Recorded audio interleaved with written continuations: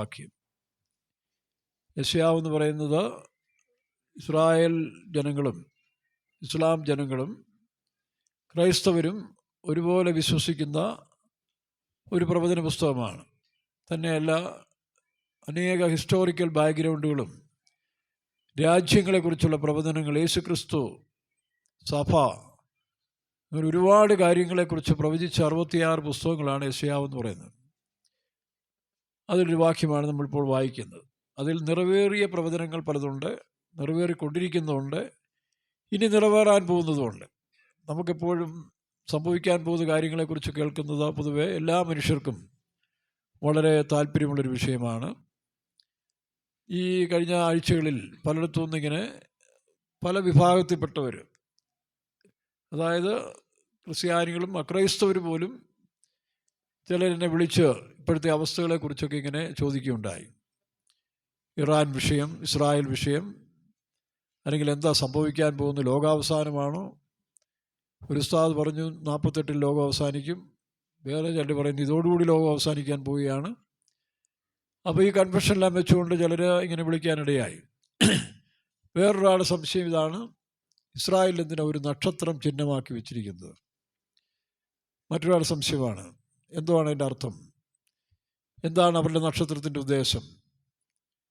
ഇനി ഈ ഭൂമിയിലെ ഇറാനും ഇസ്രായേലും ഒക്കെ സമാധാനമായൊരു സന്തോഷമായൊരു രാജ്യം കാണുമോ? ഇങ്ങനെ പല സംശയങ്ങൾ പലരും ഉന്നയിച്ചു. ഇറാഖിൻ്റെ ഇനിയുള്ള അവസ്ഥകൾ എന്തായിരിക്കും, എന്താണ് വേദപുസ്തകത്തിൽ ഇതിനെപ്പറ്റി എന്നൊക്കെ പലരും ഇങ്ങനെ അന്വേഷിക്കാനിടയായി.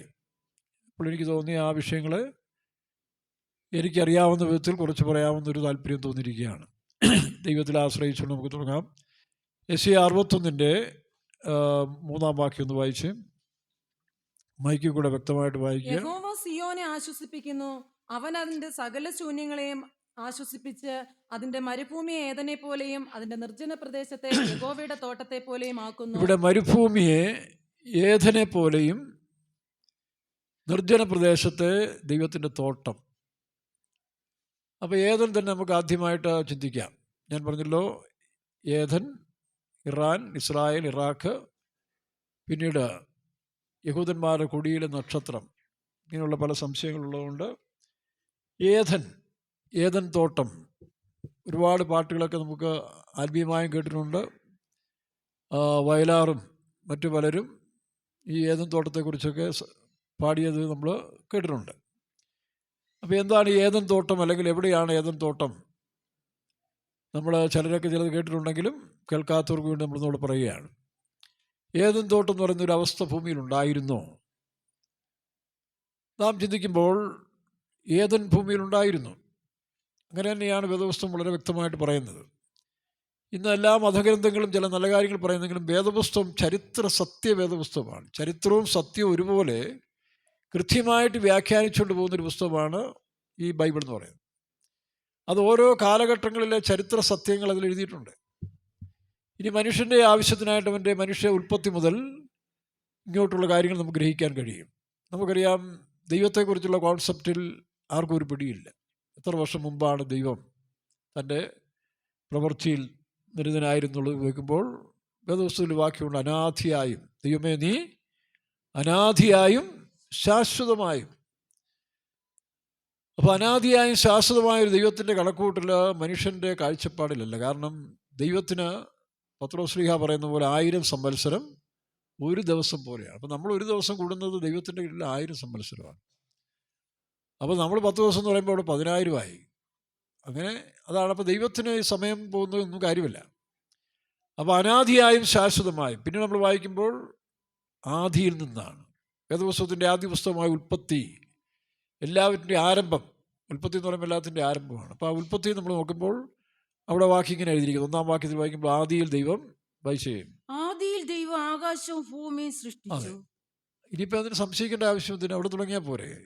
ഈ ചെറിയ ഒരു ഉണ്ട പോലിരിക്കുന്ന മനുഷ്യൻ്റെ ഈ മസ്തിഷ്കം വേണ്ടാതിങ്ങനെ ചിന്തിച്ച് വെറുതെ ജീവിതം കളയണോ?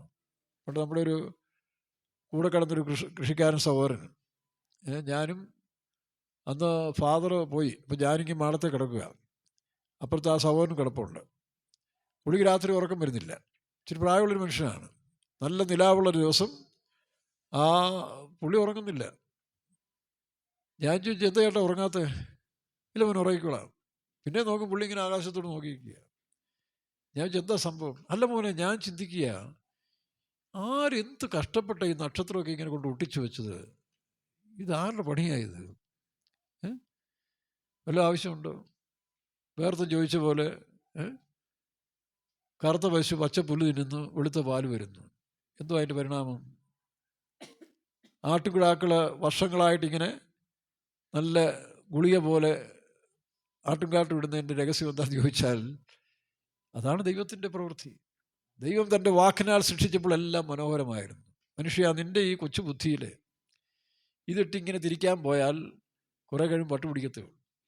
അങ്ങനെ പട്ടുപിടിച്ചവരാണ് ദൈവം ഇല്ലയെന്ന് പറഞ്ഞ് നടക്കുന്നത്. അതുകൊണ്ട് ദൈവം വ്യക്തമായിട്ട് മനുഷ്യന് ആവശ്യമായ കറക്റ്റ് ചരിത്ര പുസ്തകം, അത് വേദപുസ്തകം തന്നെയാണ്. വേറെ പുസ്തകത്തെ നമുക്ക് അതിനെ ആശ്രയിക്കാൻ ഒക്കുന്നില്ല. കടങ്കഥകളും മിത്തുകളും ഒരുപാട് കാര്യങ്ങൾ, മനുഷ്യന് സംശയാസ്പദമായിട്ടുള്ള കാര്യങ്ങൾ പറയുമ്പോൾ കൃത്യമായിട്ട് വേദപുസ്തകം ചരിത്ര സത്യങ്ങളോടുകൂടി തന്നെ എഴുതിയിരിക്കുകയാണ്. അത് എത്ര വായിച്ചാലും മതി. ഇന്നിപ്പോൾ സോഷ്യൽ മീഡിയയിൽ ഇതുമാത്രം മനുഷ്യർ ഈ ബൈബിൾ കോട്ട് ചെയ്യുന്നു, ബൈബിൾ സത്യങ്ങളെക്കുറിച്ച് എടുത്തു പറയുന്നു. ഈ അടുത്ത സമയത്ത് തന്നെയാണെങ്കിലും സോഷ്യൽ മീഡിയയിൽ നിറഞ്ഞിരിക്കുന്ന ഒരു കഥാപാത്രമാണ് മൈത്രേയൻ. ഈ കഴിഞ്ഞ ദിവസം മൈത്രേയനും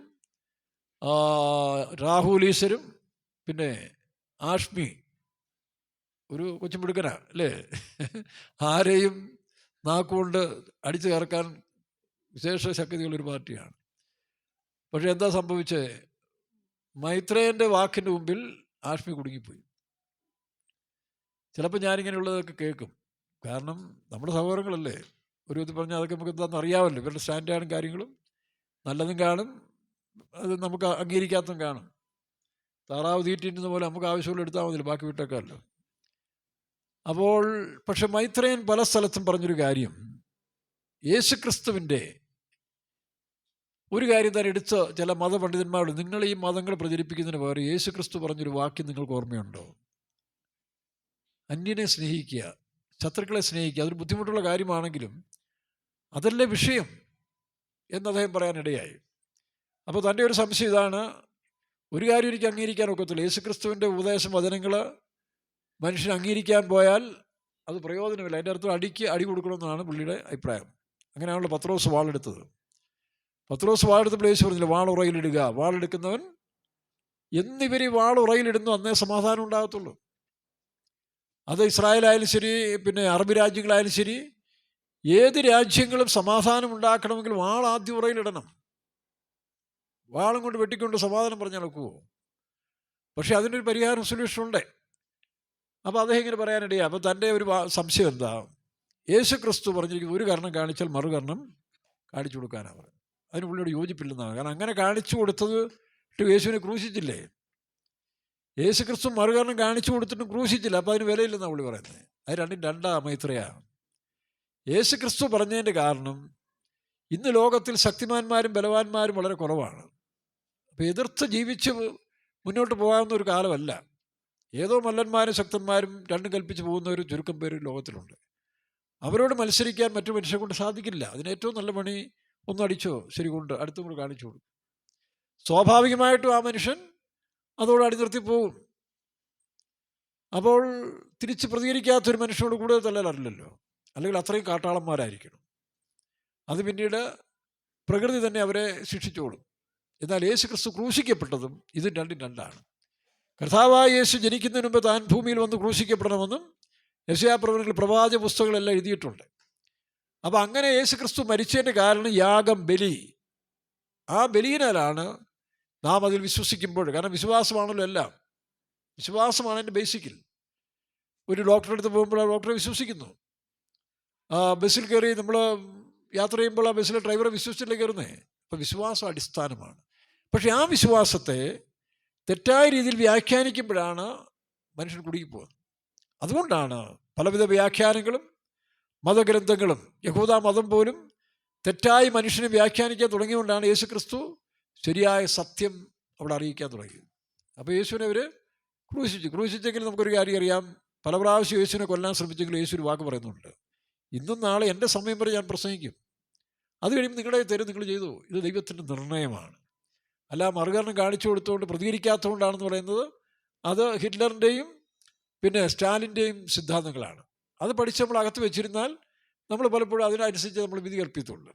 ഏത് മനുഷ്യനും കുറേ പുസ്തകങ്ങൾ വായിച്ച് അകത്ത് കയറ്റിയാൽ അവൻ മറുപടി പറയുമ്പോൾ അതിൻ്റെതായ അംശങ്ങൾ കാണും. ഇസ്രായേൽ ഇറാൻ്റെ യുദ്ധം തന്നെ നോക്കുക.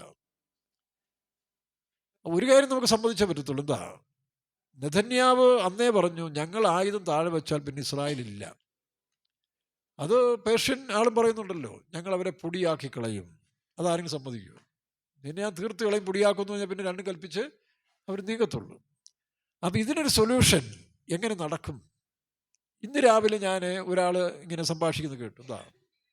താൻ ചില യഹൂദ അറബിമാരും ആയിട്ട് സംഭാഷിച്ചതായ ഒരു കാര്യം.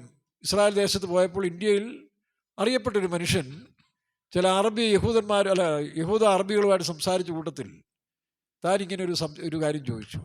യഹൂദന്മാരിൽ ഏറ്റവും ശ്രേഷ്ഠനായ മനുഷ്യനാരാണ്?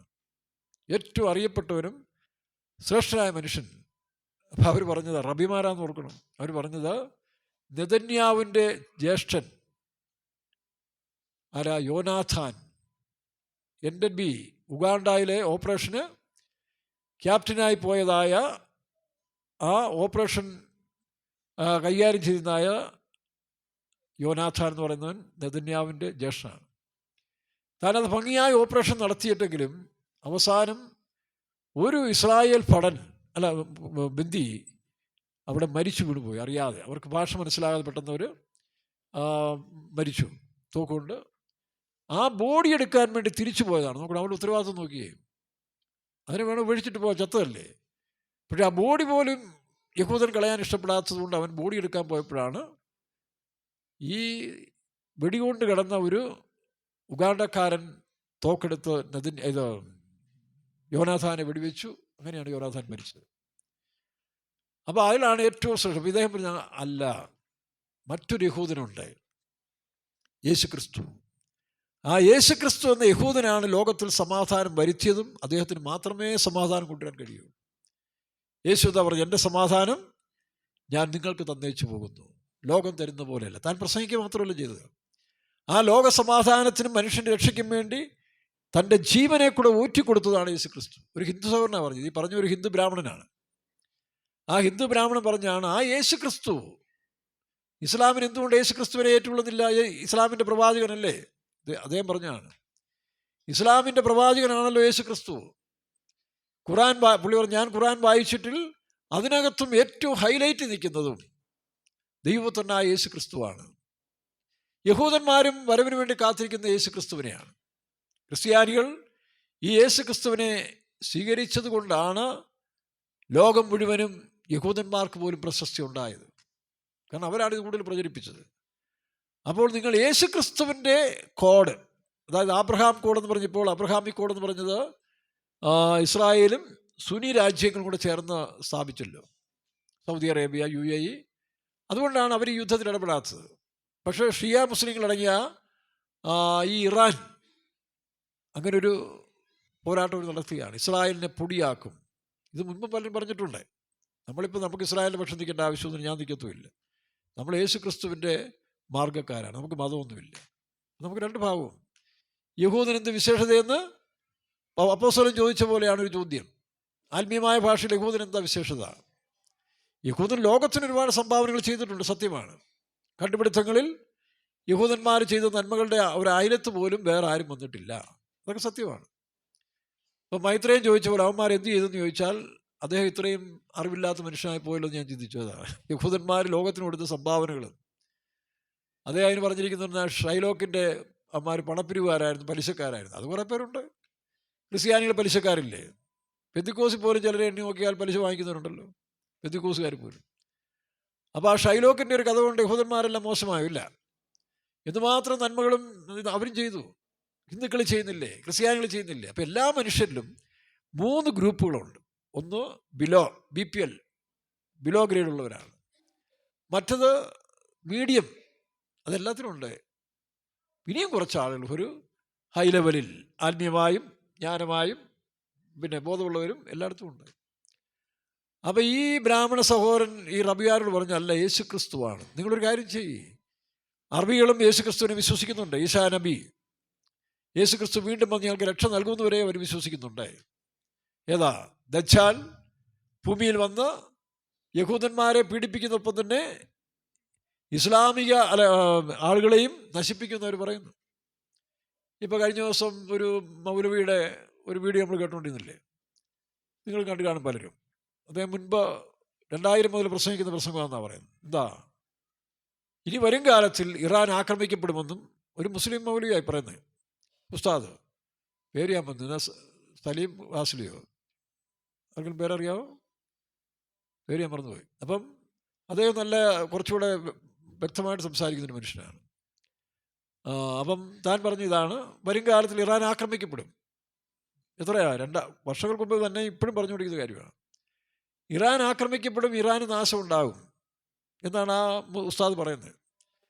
അങ്ങനെ ഇറാന് നാശം ഉണ്ടാകുന്ന സമയം ഇറാൻ കയറി അമേരിക്കയുടെ താവളങ്ങളെ അറ്റാക്ക് ചെയ്യും. ഇന്നിപ്പോൾ അമേരിക്ക 3 ഷെൽട്ടർ ബോംബിട്ട് കഴിഞ്ഞു. B2 ബോംബിട്ട് ഇറാൻ്റെ ആണവലയം തകർത്തെന്നാണ് ഇന്ന് രാവിലത്തെ ന്യൂസ് കണ്ടത്. അപ്പോൾ അവർ ചുമ്മായിരിക്കുമോ? ഇവിടെ ചാകാൻ പോകുന്ന ആരായാലും തങ്ങളുടെ പ്രാണരക്ഷയ്ക്ക് വേണ്ടി എന്ത് തെറ്റായാലും ചെയ്യും. തെറ്റോ ശരിയെന്ന് നോക്കേണ്ട ആവശ്യമില്ല, ഏതായാലും ചാകാൻ പോവാ. പണ്ട് കുട്ടനാട്ടുകാർ പറഞ്ഞ പോലെ, ഇവിടെ വള്ളത്തെ മുങ്ങിക്കഴിഞ്ഞാൽ വെള്ളം മുങ്ങിക്കഴിഞ്ഞാൽ പിന്നീട് ഏത് കരയാന്ന് നോക്കണ്ട, എങ്ങോട്ട് നീന്തിയാൽ എത്തുമെന്ന് ഒരു ഉറപ്പ് വന്നാൽ അവിടേക്ക് അങ്ങ് ആഞ്ഞ് നീന്തിക്കോണം. നീന്തറിയത്തില്ലേലും നീന്തിക്കോണം, ഏതായാലും ചാകും, എന്നാൽ പിന്നെ നീന്തിയെങ്കിലും രക്ഷപ്പെടുന്നപ്പെടട്ടെ എന്ന് പറഞ്ഞാൽ ഏത് മനുഷ്യനും ഈ പറഞ്ഞ പോലെ അവസാന റൗണ്ടിൽ എന്ത് അന്യായം ചെയ്യാൻ തയ്യാറാകും. അത് കുറ്റമോ ശരിയോ എന്നുള്ളത് പിന്നീട് നോക്കാം. അപ്പോൾ അദ്ദേഹം പറഞ്ഞു, ഇറാൻ എന്ത് ചെയ്യും? ഇസ്രായേലിനെ അമേരിക്ക ഇറാനെ ആക്രമിക്കുമ്പോൾ 11 രാജ്യങ്ങളിൽ ഏകദേശം, അത് ഞാൻ പറയുന്നത് കേട്ടോ, എൻ്റെ അറിവിലാണ്, 11 രാജ്യങ്ങളിൽ അമേരിക്കയുടെ താവളങ്ങളുണ്ട്. ഈ സൗദി അറേബ്യയും മറ്റ് ഇറാഖിലും എല്ലാം ഉണ്ട്. അപ്പോൾ ഇവരെന്ത് ചെയ്യും? ഇപ്പോൾ ഇസ്രായേലിന് മിസൈൽ വിട്ടതുപോലെ അങ്ങോട്ട് വിടും. അപ്പോൾ ഒരു വലിയ തകർച്ച ഉണ്ടാകും.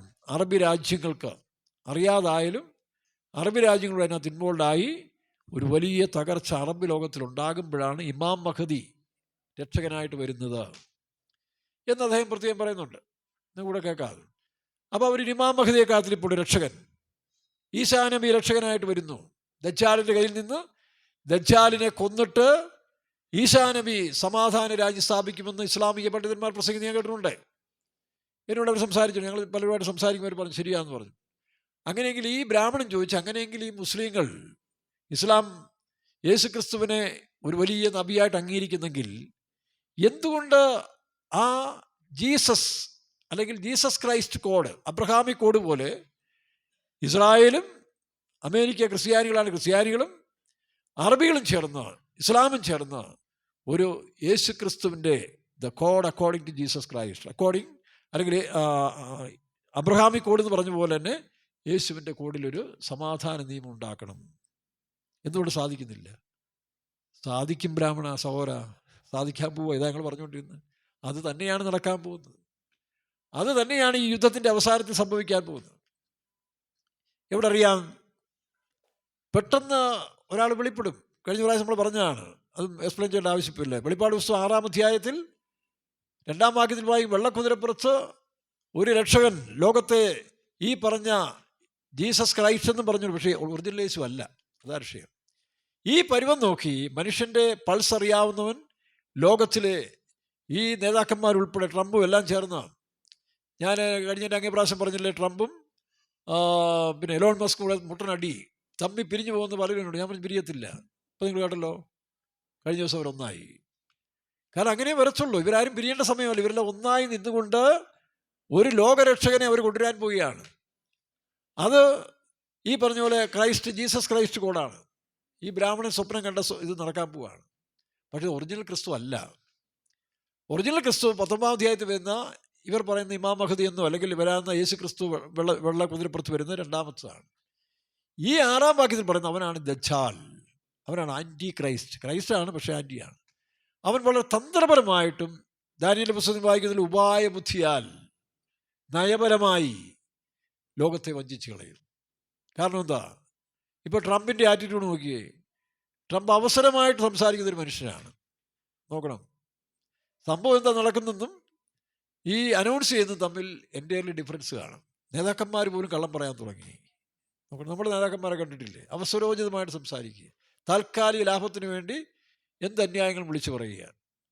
അപ്പോൾ അതൊരു ട്രെൻഡാണ്. മലയാളികളെ പൊതുവെ സംബന്ധിച്ചിടത്തോളം അവർക്ക് ഏത് വിഷയവും സ്വന്തം തള്ള ചത്ത് കിടന്നാലും അതിനെ ഒന്ന് ഡിബേറ്റ് ചെയ്യാൻ ഇഷ്ടപ്പെടുന്നവരാണ് ആര്? മലയാളികൾ. കാരണം അവർക്ക് പുതിയ പുതിയ കാര്യങ്ങൾ, ഈ ഒരു ഏതോ ഒരു സ്ഥലത്ത് പൗലോസ് ചെന്നപ്പോൾ അതേനാന്ന് പറയുന്ന സ്ഥലത്ത് കണ്ടെത്തുന്നു പോകുമ്പോൾ പൗലോസിനെ കേൾക്കാൻ വളരെ ജാഗ്രതയോടെ എല്ലാവരും കൂടി വന്നു. എന്താണെന്നറിയാമോ? അവർക്ക് ഇങ്ങനെ പുതിയ പുതിയ കാര്യങ്ങൾ കേൾക്കണം. പുതിയ കാര്യങ്ങൾ കേട്ട് കേട്ട് കേട്ട് കേട്ട് ഇങ്ങനെ പോകുന്നൊരു ടെൻഡൻസി പണ്ട് കാലം തൊട്ടേ കാപ്പി കുടിക്കുന്നതിന് മുമ്പ് മനോരമ വായിച്ച് ശീലിച്ചും ഈ രണ്ട് പാർട്ടികൾ തമ്മിലുള്ളതായ പ്രശ്നങ്ങളും ഇങ്ങനെ ന്യൂസ് വായിച്ച് വായിച്ച് വായിച്ച് വായിച്ച് മലയാളികൾക്ക് അങ്ങനെ ഒരു പ്രത്യേക ടാലൻ്റാണ്. അവർക്ക് എന്തെങ്കിലും പുതിയ ന്യൂസ് കിട്ടിക്കൊണ്ടിരിക്കണം. അല്ലാതെ പക്ഷം ഉണ്ടായിട്ടൊന്നുമല്ല. ഇപ്പോൾ ഒരു കൂട്ടർ ഇസ്രായേലിൻ്റെ പക്ഷമായിട്ടോ ഒരു കൂട്ടർ ഇറാൻ്റെ പക്ഷമായിട്ടല്ല. ഈ മലയാളികളുടെ ഒരു ട്രെൻഡാണ് പുതിയ ന്യൂസ് വരിക, ചർച്ച ചെയ്യുക, ഒരു ബഹളം ഉണ്ടാക്കുക, വീട്ടിൽ പോയി കട്ടക്കാ പിടിച്ചിട്ട് പിറ്റേ ദിവസം വരിക. അല്ല, ഇപ്പോൾ ചാനലിലാണെന്നുള്ളൂ. പണ്ട് തെരുവിലായിരുന്നു. ഇപ്പോൾ പണ്ട് മുറുക്കാൻകടയിലും തെരുവിലും കൂടിയിരുന്നവരിപ്പോൾ ടി വിയുടെ മുമ്പിലിരിക്കുന്നത് മാത്രമേ ഉള്ളൂ. വല്ല ഗുണമുണ്ടോ? കുറേ കാര്യങ്ങളൊക്കെ പ്രയോജനം ഉണ്ടെങ്കിലും ബാക്കി മുഴുവനും യൂസ്ലെസ് ഇതായിട്ട് മാറുകയാണ്. ചുമ്മാ കിടന്ന് ചർച്ച. ഇസ്രായേൽ ഇവരുമായിട്ട് എന്തെങ്കിലും ബന്ധമുണ്ടോ? ഇവർ പറഞ്ഞുകൊണ്ടുള്ള അടി നടക്കാതിരിക്കുമോ? ഇപ്പം മുഖ്യമന്ത്രി ഇസ്രായേൽ ദമ്മാടികളാന്ന് പറഞ്ഞാൽ അവർ സമ്മതിക്കുമോ? ഞങ്ങളെ തലാൻ വന്നവനെ ഞങ്ങൾ വെറുതെ വിടുമോ? അവർക്ക് യേശു ക്രിസ്തുവിൻ്റെ ഉപദേശം ഇല്ലല്ലോ. ഒരു കാരണം കാണിക്കല. ഇനി പേർഷ്യക്കാർ സമ്മതിക്കുമോ? അവരെ അടിക്കുമ്പോൾ അവർ തിരിച്ചടിക്കും. അപ്പോൾ ആരും മോശക്കാരല്ല. പാകിസ്ഥാൻ ഇന്ത്യയിൽ കയറി തൊട്ടിയപ്പോൾ ഇന്ത്യയുമായിരുന്നു, കയറി അടിച്ചില്ലേ? അപ്പോൾ ഇത് ലോകസഹജമാണ്. അപ്പം നമ്മളൊരു പക്ഷം നിൽക്കേണ്ട ആവശ്യമില്ല. സംഭവാമി യുഗേ യുഗ എല്ലാം. അപ്പോൾ ഇനി വരാൻ പോകുന്ന ഈ ബ്രാഹ്മണ സഹോദരൻ റബിയോട് സംസാരിച്ചതുപോലെ ഒരു രക്ഷകൻ യേശുക്രിസ്തുവിൻ്റെ പേരിൽ വരും. യേശുക്രിസ്തു അല്ല, അത് താമസിക്കാതെ വരും. ഇതിനിടയിൽ എന്താണ് സംഭവിക്കുന്നത്? അതിലൊന്നാണ് നമ്മൾ പറഞ്ഞ 3 വിഷയങ്ങളൊന്നും ചെറുതായിട്ട് ടച്ച് ചെയ്തത്. ഏദൻ തോട്ടം അത് സത്യമായിരുന്നു. ഏദൻ ഭൂമിയിൽ ഉണ്ടായിരുന്നു. ചരിത്ര സത്യങ്ങളും ബൈബിൾ സത്യങ്ങളും ഒന്നായി തന്നെ പറയുകയാണ്.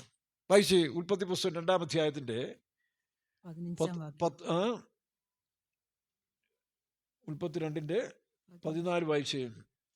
3 നദിക്ക് ഹിദ്ദക്കൽ മേളിൽ ഒരു നദി തോട്ടത്തെ 4 ശാഖകളായി പിരിഞ്ഞത് വരും. തോട്ടം നനപ്പാൻ ഒരു നദി ഏദനിൽ നിന്ന് പുറപ്പെട്ടു. എത്രാം വാക്യം? 10-ാം വാക്യം. 10:10 വായിര്. തോട്ടം നനപ്പാൻ ഒരു നദി ഏദനിൽ നിന്ന് പുറപ്പെട്ടു. അപ്പോൾ തോട്ടം നനപ്പാൻ ഏദനിൽ നിന്ന് ഒരു നദി പുറപ്പെട്ടെന്നാണ്. ഇത് കൃത്യമായിട്ട് ലൊക്കേറ്റ് ചെയ്ത് പഠിച്ചു കഴിഞ്ഞാൽ കറക്റ്റാണ്. ഒരുത്തർക്ക് നിഷേധിക്കാൻ വയ്യാത്തൊരു സത്യമാണ്. ഏദൻ ഭൂമിയിൽ ഉണ്ടായിരുന്നു. അത് എവിടെയാണെന്നുള്ളതല്ലേ? കൃത്യമായിട്ട് ആ സ്ഥലം ഇന്നും ലൊക്കേറ്റ് ചെയ്ത് എളുപ്പമുണ്ട്. വായിച്ചേ. അത് അവിടെ നിന്ന് 4 ശാഖയായി 4 നദികളായി പിരിഞ്ഞു. ഏദനിൽ നിന്ന് 4 നദികളായി പിരിഞ്ഞതാണ് ചരിത്രം. തുടക്കം ഇവിടെയാണ്. പക്ഷെ പിന്നീട് നോഹയുടെ വെള്ളപ്പൊക്കത്തിന് ശേഷം അത് കഴിഞ്ഞിട്ട് പിന്നീട് പേലേഗിൻ്റെ കാലത്തിൽ 2-ാം അധ്യായം 25-ാം വാക്യം വായിച്ച്. ഞാൻ ബേസിക്കലി അതൊന്ന് പറയുകയാണ്. ഉൽപ്പത്തി പുസ്തകം 2:25. പേലേഗിൻ്റെ കാലത്തിൽ ഭൂവാസികൾ പിരിഞ്ഞു പോയെന്നാണ്. ഇംഗ്ലീഷ് വായിക്കുമ്പോൾ എർത്ത് ഷാൽ ബി ഡിവൈഡ്. ഭൂമി ഇന്ന് ഒറ്റ ഭൂമിയായിരുന്നത് ഈ നോഹയുടെ വെള്ളപ്പൊക്കത്തിന് ശേഷം പതുക്കെ ഇപ്പോൾ ആഫ്രിക്കയിലെ 2ആയിട്ട് പിരിയെന്ന് പറഞ്ഞ പോലെ പിരിഞ്ഞ് ഇന്ന് നമ്മുടെ ഏഷ്യ ഈ ഭൂഖണ്ഡങ്ങളായിട്ട് മാറിയതാണ്. വായിച്ച 2:25, 10:25 വായിക്കാം. ഒരുത്തിന് പെലേഗ് എന്ന് പേർ. അവന്റെ കാലത്തായിരുന്നു ഭൂവാസികൾ പിരിഞ്ഞു പോയത്. അവന്റെ കാലത്ത് ഭൂവാസികളല്ല, ഭൂമി പിരിഞ്ഞു പോയത്. അങ്ങനെയാണ് പിരിയാൻ തുടങ്ങിയത്. അപ്പോൾ ആ ഭൂമിയുടെ പിരിവിന് ശേഷം പലതും മാറി. ഇപ്പോൾ ഏദനിൽ നിന്ന് പുറപ്പെട്ട നദികൾ പിന്നീട് ഇങ്ങോട്ട് ഒഴുകാൻ തുടങ്ങിയതാണ് കാണുന്നത്. ഈ നദികൾ ഇന്ന് വ്യക്തമായിട്ട് ചരിത്ര സത്യങ്ങൾ തന്നെ വെളിപ്പെടുത്തുകയാണ്. നമുക്ക് 4 നദികളെക്കുറിച്ച് നോക്കാം. ഏതൊക്കെ നദിയാണ്, ഏത് രാജ്യങ്ങൾ കൂടി ഒഴുകിയെന്ന് നോക്കാം. വായിക്കാം. ഒന്നാമത്തിന് പീശോൻ എന്ന് പൈസൺ. ഒന്നാമത്തെ പീസോൺ, അല്ലെങ്കിൽ ഇംഗ്ലീഷ് പൈസോൺ എന്ന് പറയും. ഈ പൈസോൺ നദി ഇപ്പോൾ ഇല്ല. Saudi Arabia. കാരണം അത് ഹവീല ദേശത്തോട് പോകുന്ന പറഞ്ഞല്ലേ വായിച്ച്. അത് ഹവീല ദേശമൊക്കെയും ചുറ്റുന്നു. ഹവീല ദേശമൊക്കെയും. ഏതാണ് ഈ ഹവീല? ഹവീല എന്ന് പറയുന്നത് ഒരുത്തൻ്റെ പേരാ. അവിടെ ഇല്ലേ? വായിച്ചേ. ഉൽപ്പത്തി പുസ്തകം ഉണ്ടല്ലോ. ഹവീല ആരുടെ മകനാ?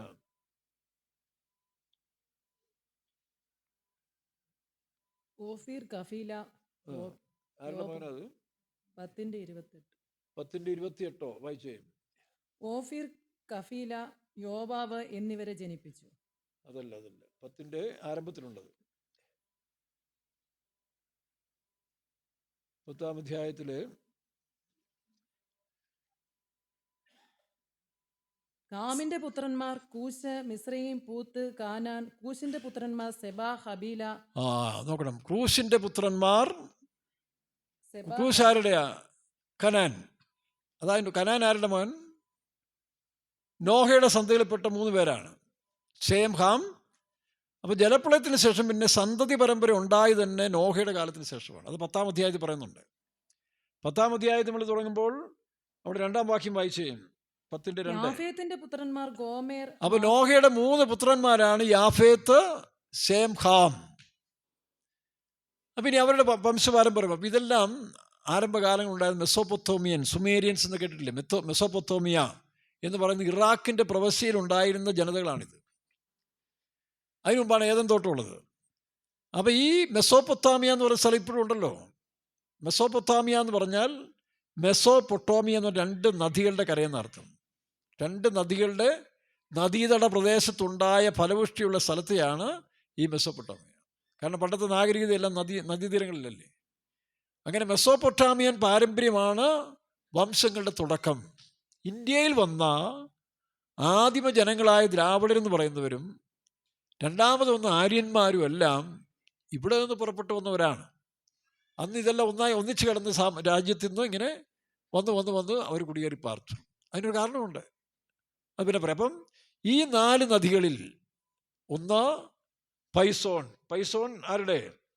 ഹബീല ദേശത്ത്. ഹബീല ആരുടെ മകൻ? ക്രൂശിന്റെ മകൻ. വായിച്ചേ. ഇപ്പോൾ വായിച്ചു വാക്യം. ക്രൂശിന്റെ മക്കള് കൂശിന്റെ പുത്രന്മാർ സെബ, ഹവീല, സപ്ത. സെബ, ഹവീല, സപ്ത, രമ, സപ്തക്ക. ഈ പേരുകളെല്ലാം ഇന്നും നമ്മുടെ നാട്ടിലുണ്ടല്ലോ, ഇല്ലയോ? പിന്നെ രമ, പിന്നെ അടുത്ത് സപ്തക്ക. ഇനി അതിന്റെ മക്കളാണ് ശബയും ദേദാനും. അത് വായിച്ച്. രമയുടെ പുത്രന്മാർ ശബയും ദദാനും. ശബയും ദേദാനും. ഇത് എവിടെ പറയുന്നുണ്ട്? ഇനി വരാൻ പോകുന്ന ലോകമഹായുദ്ധത്തിൽ ഇവരെല്ലാം പങ്കെടുക്കുന്നുണ്ട്. ആ സമയമുണ്ട് നമുക്ക് അതിനെപ്പറ്റി ചിന്തിക്കാം, അല്ലെങ്കിൽ അടുത്ത പ്രാവശ്യം ചിന്തിക്കാം. അപ്പോൾ ഏദൻ തോട്ടത്തിൽ ഈ 4 നദികൾ, ഒന്ന് പൈസോൺ, അത് ഹവീല ദേശമൊക്കെ വായിച്ചേ. ഒന്നാമത്തേതിന് പീശോൻ എന്നു പേർ, അത് ഹവീല ദേശമൊക്കെയും ചുറ്റുന്നു. ഹവീല ദേശമൊക്കെ. ഹവീല ദേശം എന്ന് പറഞ്ഞാൽ ഈ സൗദി അറേബ്യ ഉൾപ്പെട്ടതായ ആ പെൻസുലായാണ്. സൗദിയുടെ അറേബ്യൻ പെൻസുലായിൽ കൂടെ ചുറ്റിക്കൊണ്ടിരുന്ന നദിയാണ് ഈ പറഞ്ഞ പോലെ പൈസോൺ. പക്ഷെ അതിപ്പോഴില്ല, അതിപ്പോൾ പറ്റിക്കിടക്കുക. അത് ചരിത്രം തന്നെ അത് പറയുന്നുണ്ട്. ചരിത്ര ഗവേഷകർ നിങ്ങൾ യൂട്യൂബിൽ നോക്കിയാൽ പൈസോൺ നദി അടിച്ചു കഴിഞ്ഞാൽ അതിനെപ്പറ്റി കൃത്യമായിട്ട് അവിടെ കാണാൻ കഴിയും. അടുത്തത്, അവിടെ പൊന്നുണ്ട്, ആ ദേശത്തിലെ പൊന്ന് മേൽത്തരമാകുന്നു. അതുകൊണ്ടാണ് ഇപ്പോൾ അവര് സൗദി അറേബ്യ പുതിയ സ്കീം ആരംഭിച്ചിരിക്കുകയാണ്. അവരതിനെ ഡെവലപ്പ് സിറ്റിയാക്കി മാറ്റിക്കൊണ്ടിരിക്കുകയാണ്. അടുത്ത് വായിക്കാം. 2-ാം നദിക്ക് ഗീഹോൻ എന്ന് പേർ. ഗീഹോൻ. ആഫ്രിക്കയിൽ നമ്മുടെ വേലക്കിറങ്ങിയ ഒരു സഹോദരൻ്റെ പേര്, നമ്മുടെ സഹോദരൻ്റെ പേര് ഗീഹോൻ എന്നാണ്. പാസ്റ്റർ ഗീഹോൻ അല്ലേ? ആഫ്രിക്കൻ പേരിൽ ഇപ്പോഴും ഉണ്ട് ആ പേരുകൾ അനേര്. അപ്പൊ ഈ നദിയുടെ പേര് ഗീഹോൻ. വായിച്ച്. അത് കൂശ് ദേശമൊക്കെയും ചുറ്റുന്നു. ക്രൂസ് എന്ന് പറഞ്ഞ എത്യോപ്യൻ. നോക്കണം, ക്രൂസ് ദേശമൊക്കെയും ചുറ്റുന്നു. അപ്പോൾ ക്രൂസ് ദേശങ്ങൾ ആഫ്രിക്കൻ രാജ്യങ്ങളിൽ 16 രാജ്യങ്ങളെ ചുറ്റുന്ന ഒരു നദിയാണേത്? ഈ ഗീഹോൻ എന്ന് പറയും. അതിന് തുടക്കം എവിടെയാണെന്നറിയാവോ? ഉഗാണ്ടയിലെ ജിഞ്ചർ സിറ്റി. ഞാൻ നമ്മുടെ ഒരു സഹോദരനെ, അവിടെ ആയിരുന്നൊരു സഹോദരനോട് ഞാൻ വിളിച്ചു ചോദിച്ചപ്പോൾ അത് പുള്ളി എൻ്റെ ലൊക്കേഷൻ കറക്റ്റായിട്ട് പറഞ്ഞു. ആരാ? നമ്മുടെ അദ്ദേഹം സാജു മാത്യു പ്രാസിങ്ങനെ ഒരാളുണ്ടല്ലോ. അപ്പോൾ ഞാൻ അദ്ദേഹത്തെ ആഫ്രിക്കയിലേക്കും വിളിച്ചു ചോദിച്ചാൽ പുള്ളി വിക്ടോറിയ തടാകത്തെ പറ്റി. വിക്ടോറിയ തടാകം എന്ന് പറഞ്ഞാൽ വലിയൊരു നിരപ്പായ സ്ഥലമാണ്. അവിടെ നിന്നാണ് ഈ ഉറവ് പൊട്ടി ഈ പറഞ്ഞ ഗീഹോൻ നദിയുടെ പുറപ്പെടുക. ആ ഗീഹോൻ നദി രണ്ടിതായിട്ട് വരും. ഒന്ന് ബ്ലൂ, അതാണ് നൈൽ നദി. ഈജിപ്തിൽ കൂടെ ഓടി മെഡിറ്ററേനിയൻ കടലിൽ വന്ന് ഇപ്പോഴും അവസാനിക്കുന്ന നൈൽ നദിയാണ് ഈ ഗീഹോൻ എന്ന് പറയുന്നത്. 6600 കിലോമീറ്റർ അടുത്ത് നീളമുണ്ട്. ഇന്ന് വരെ ഗതി മാറാതെ ഒഴുകിയ ഏക നദി ഈ 4 നദിയിലെ നൈൽ നദിയാണ്. നൈൽ നദി അതിൻ്റെ ഒരു ഭാഗം മാത്രമേ ഉള്ളൂ. അത് പല രാജ്യങ്ങൾ കൂടെ, ഉഗാണ്ട, സ്വീഡൻ, അങ്ങനെ പല രാജ്യത്തിൽ കൂടി, ഈജിപ്റ്റ്, ഒഴുകി അവസാനം മെഡിറ്ററേനിയൻ സീയിൽ വന്ന് അത് അവസാനിക്കും. മറ്റ് നദികളെല്ലാം പേർഷ്യൻ കടലിലാണ്. പേർഷ്യൻ കടൽ എന്ന് പറഞ്ഞാൽ ഇന്ത്യ മഹാസമുദ്രത്തോട് ചേർന്ന് കിടക്കുന്ന ഒരു പേർഷ്യൻ, അതാണ് ഈ അറബി രാജ്യങ്ങൾ. സൗദി അറേബ്യയും ഈ പറഞ്ഞ 5-8 രാജ്യങ്ങൾ അതിന് ചുറ്റും കിടക്കുകയാണ്. ആ പേർഷ്യൻ ഗൾഫിൽ നിന്നുണ്ടല്ലോ അറേബ്യൻ കടൽ എന്ന് പറയുന്ന ഇന്ത്യൻ മഹാസമുദ്രത്തോട് ചേർന്ന് കിടക്കുന്ന അറേബ്യൻ കടൽ. അപ്പം രണ്ടാമത്തെ നദി എന്ന് പറഞ്ഞാൽ നൈൽ നദിയാണ്. അതിന് 2 കൈവരിയായിട്ട് ഒഴുകിയിട്ട്, ഒന്ന് ബ്ലൂ നൈൽ നദി, ഒന്ന് വൈറ്റ്. അതിന് വെള്ളം ഒന്ന് വെള്ളയായിട്ടിരിക്കും, ഒന്ന് പച്ച. ഇത് രണ്ടും കൂടെ ചേർന്ന് ഈജിപ്തിൻ്റെ ഒരു സ്ഥലത്ത് വന്നിട്ട് ഒന്നിച്ചു ചേരും. ചേർന്നിട്ടാണ് പിന്നെ മെഡിറ്ററേനിയൻ സീയിലേക്ക് പോകുന്നത്. ഇതൊന്നും ചരിത്ര സത്യമല്ലേ? അല്ല ബൈബിൾ മിത്താണോ? നമ്മൾ TPMലെ ചില ഉപദേശങ്ങൾ അല്ലെ മിത്താണെന്ന് മറ്റുള്ള പറയുന്ന പോലെ ഇതെല്ലാം സത്യമല്ലേ? ഇത് ചരിത്രം പഠിക്കുന്നതിന് അറിയത്തില്ലേ? പിന്നെ ചില രാഷ്ട്രീയ ചിന്താഗതിയിലും മതവെറിയെല്ലാം കയറുന്നവന്, ഇതെല്ലാം നിരീശ്വരവാദവും കയറുന്നവന് അവൻ്റെ മാർഗം സ്ഥാപിക്കാൻ വേണ്ടി ഇതെല്ലാം പറഞ്ഞു. ഇതൊന്ന് പഠിച്ചു നോക്കി. അപ്പോൾ രണ്ടാമത്തെ നദി ഗീഹോൻ, അതാണ് നൈൽ നദിയാണ്. അത് ഉഗാണ്ടയിൽ, ആഫ്രിക്കയിലെ ഉഗാണ്ടയിൽ നിന്ന് ജിൻജോ സിറ്റിയിൽ നിന്ന് വിക്ടോറിയ നദി തടാകത്തിൽ നിന്ന് ആരംഭിച്ചിട്ട് ആ ഉഗാണ്ട, സ്വീഡൻ, 2 സ്വീഡനിലും 2 ഭാഗത്തുള്ള 2 നദി ഒഴുകുന്നുണ്ട്. ഒഴുകി കറങ്ങി തിരിഞ്ഞ് 16 രാജ്യങ്ങളെ ചുറ്റുന്നുണ്ട് ആ നദി. 6000 ഏറ്റവും വലിയ നദിയാണ്. 6000. ആമസോൺ നദിയാണ് ഏറ്റവും നീളം കൂടുതലാണ് പിന്നെ കണ്ടുപിടിച്ചത്. പക്ഷേ നൈൽ നദി 6600 കിലോമീറ്റർ ഉണ്ട്. അതുകൊണ്ടാണ് ഈജിപ്തുകാർ നൈൽ നദി ആരാധിച്ചുകൊണ്ടിരുന്നത്. പണ്ട് നദികളൊക്കെ ദേവതകളാണെന്ന് അവർ വിശ്വസിച്ചുകൊണ്ടിരുന്നത്. കാരണം മനുഷ്യന് സമൃദ്ധി ഉണ്ടാക്കി കൊടുക്കുന്നത് ഈ നദിയിലെ വെള്ളം ഉള്ളതുകൊണ്ടാണ് ഞങ്ങൾ ജീവിക്കുന്നത്. അപ്പോൾ അന്ന് ഇത്രയൊന്നും അറിവില്ലല്ലോ, ദൈവത്തെക്കുറിച്ചുള്ള അറിവില്ലാത്തതുകൊണ്ട് ഇതിനെല്ലാം ആരാധിക്കുന്നൊരു കാലമായിരുന്നു. ഏതെങ്കിലും നന്മ ചെയ്യുന്നവരെ ആരാധിക്കുക. ഇന്ന് കാണുന്നില്ലേ, ഒരു നല്ല സിനിമയിൽ അഭിനയിച്ച് അവരുടെ കാൽക്ക് പോയി വീഴും, അവൻ ആരാധകനാണ്. അല്ലെങ്കിൽ ഒരു രാഷ്ട്രീയക്കാരന് മുമ്പിൽ പോയി ആരാധിക്കും. ഇങ്ങനെ ആരാധക വൃന്ദങ്ങൾ ഉണ്ടാക്കുന്ന ഒരു ദുഷ്പ്രവണത മനുഷ്യർക്ക് അന്നും ഇന്നും ഉണ്ട്. അപ്പോൾ അതാണ് ഗീഹോൻ, നൈൽ നദി. മനസ്സിലായോ? ആഫ്രിക്കയിൽ കൂടെ ഒഴുകി ഈ മെഡിറ്ററേനിയൻ കടൽ വന്ന് അവസാനിക്കും. അപ്പം ഇതെല്ലാം പോയി ചേരുന്ന ഒരു സ്ഥലമുണ്ടായിരുന്നു. ഈ നോഹയുടെ വെള്ളപ്പൊക്കത്തിന് ശേഷവും ഭൂമിയുടെ പെലഹിൻ്റെ കാലത്ത് ഭൂമിയുടെ ഇതിന് ശേഷമാണ് ഇതെല്ലാം ഡിസോർഡർ ആയത്. മറ്റത് ഇവിടുന്ന് അങ്ങോട്ടാണ് ഒഴുകിക്കൊണ്ടിരുന്നത്.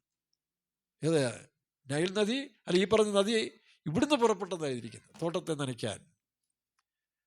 ദൈവത്തിന് സ്തോത്രം. താട്ട് വായിക്കാൻ അടുത്തത്. 3-ാം നദിക്ക് ഹിദ്ദക്കേൽ എന്ന് പേർ. ഹിദ്ദക്കേൽ എന്ന് പറഞ്ഞാൽ ടൈഗ്രീസ്, കേട്ടിട്ടില്ല? യൂഫ്രട്ടീസ് ടൈഗ്രീസ് ഇപ്പോഴും ഉണ്ടല്ലോ. ആ 2 നദി ഇപ്പോഴും ഉണ്ട്.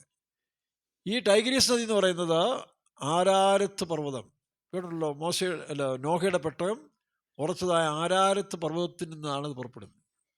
അതിങ്ങനെ ഒഴുകി തുർക്കിയിൽ കൂടെ വന്ന്, സിറിയയിൽ വന്ന്, ഇറാഖിൽ കൂടെ വന്ന് ഇങ്ങനെ പോരുകയാണ്. അപ്പോൾ അതാണ് 3-ാമത്തെ നദി, അതാണ് ടൈഗ്രീസ് നദി. 4-ാം നദി ഫ്രാത്ത്. തുർക്കിയോട് ചേർന്ന് നിൽക്കുന്ന അർമേനിയ എന്ന് പുറപ്പെട്ട് ഇതേപോലെ കിഴക്കൻ സിറിയ വഴി ഒഴുകി വീണ്ടും ബാഗ്ദാദിനടുത്ത് വന്ന് ജോയിൻ ചെയ്യും. 45 കിലോമീറ്റർ ഇപ്പുറത്ത് വെച്ച് 2 കൂടി ജോയിൻ ചെയ്ത് ഒറ്റ നദിയായി പേർഷ്യൻ കടലിൽ. പീസോൺ നദിയും പേർഷ്യൻ കടലിലാണ്, പക്ഷേ ഇപ്പോൾ പറ്റിപ്പോയി പ്രകൃതിയുടെ ആ ഇതും കൊണ്ട്. അതിന് തുറന്നു വരുമെന്നാണ് അവർ പറയുന്നത്.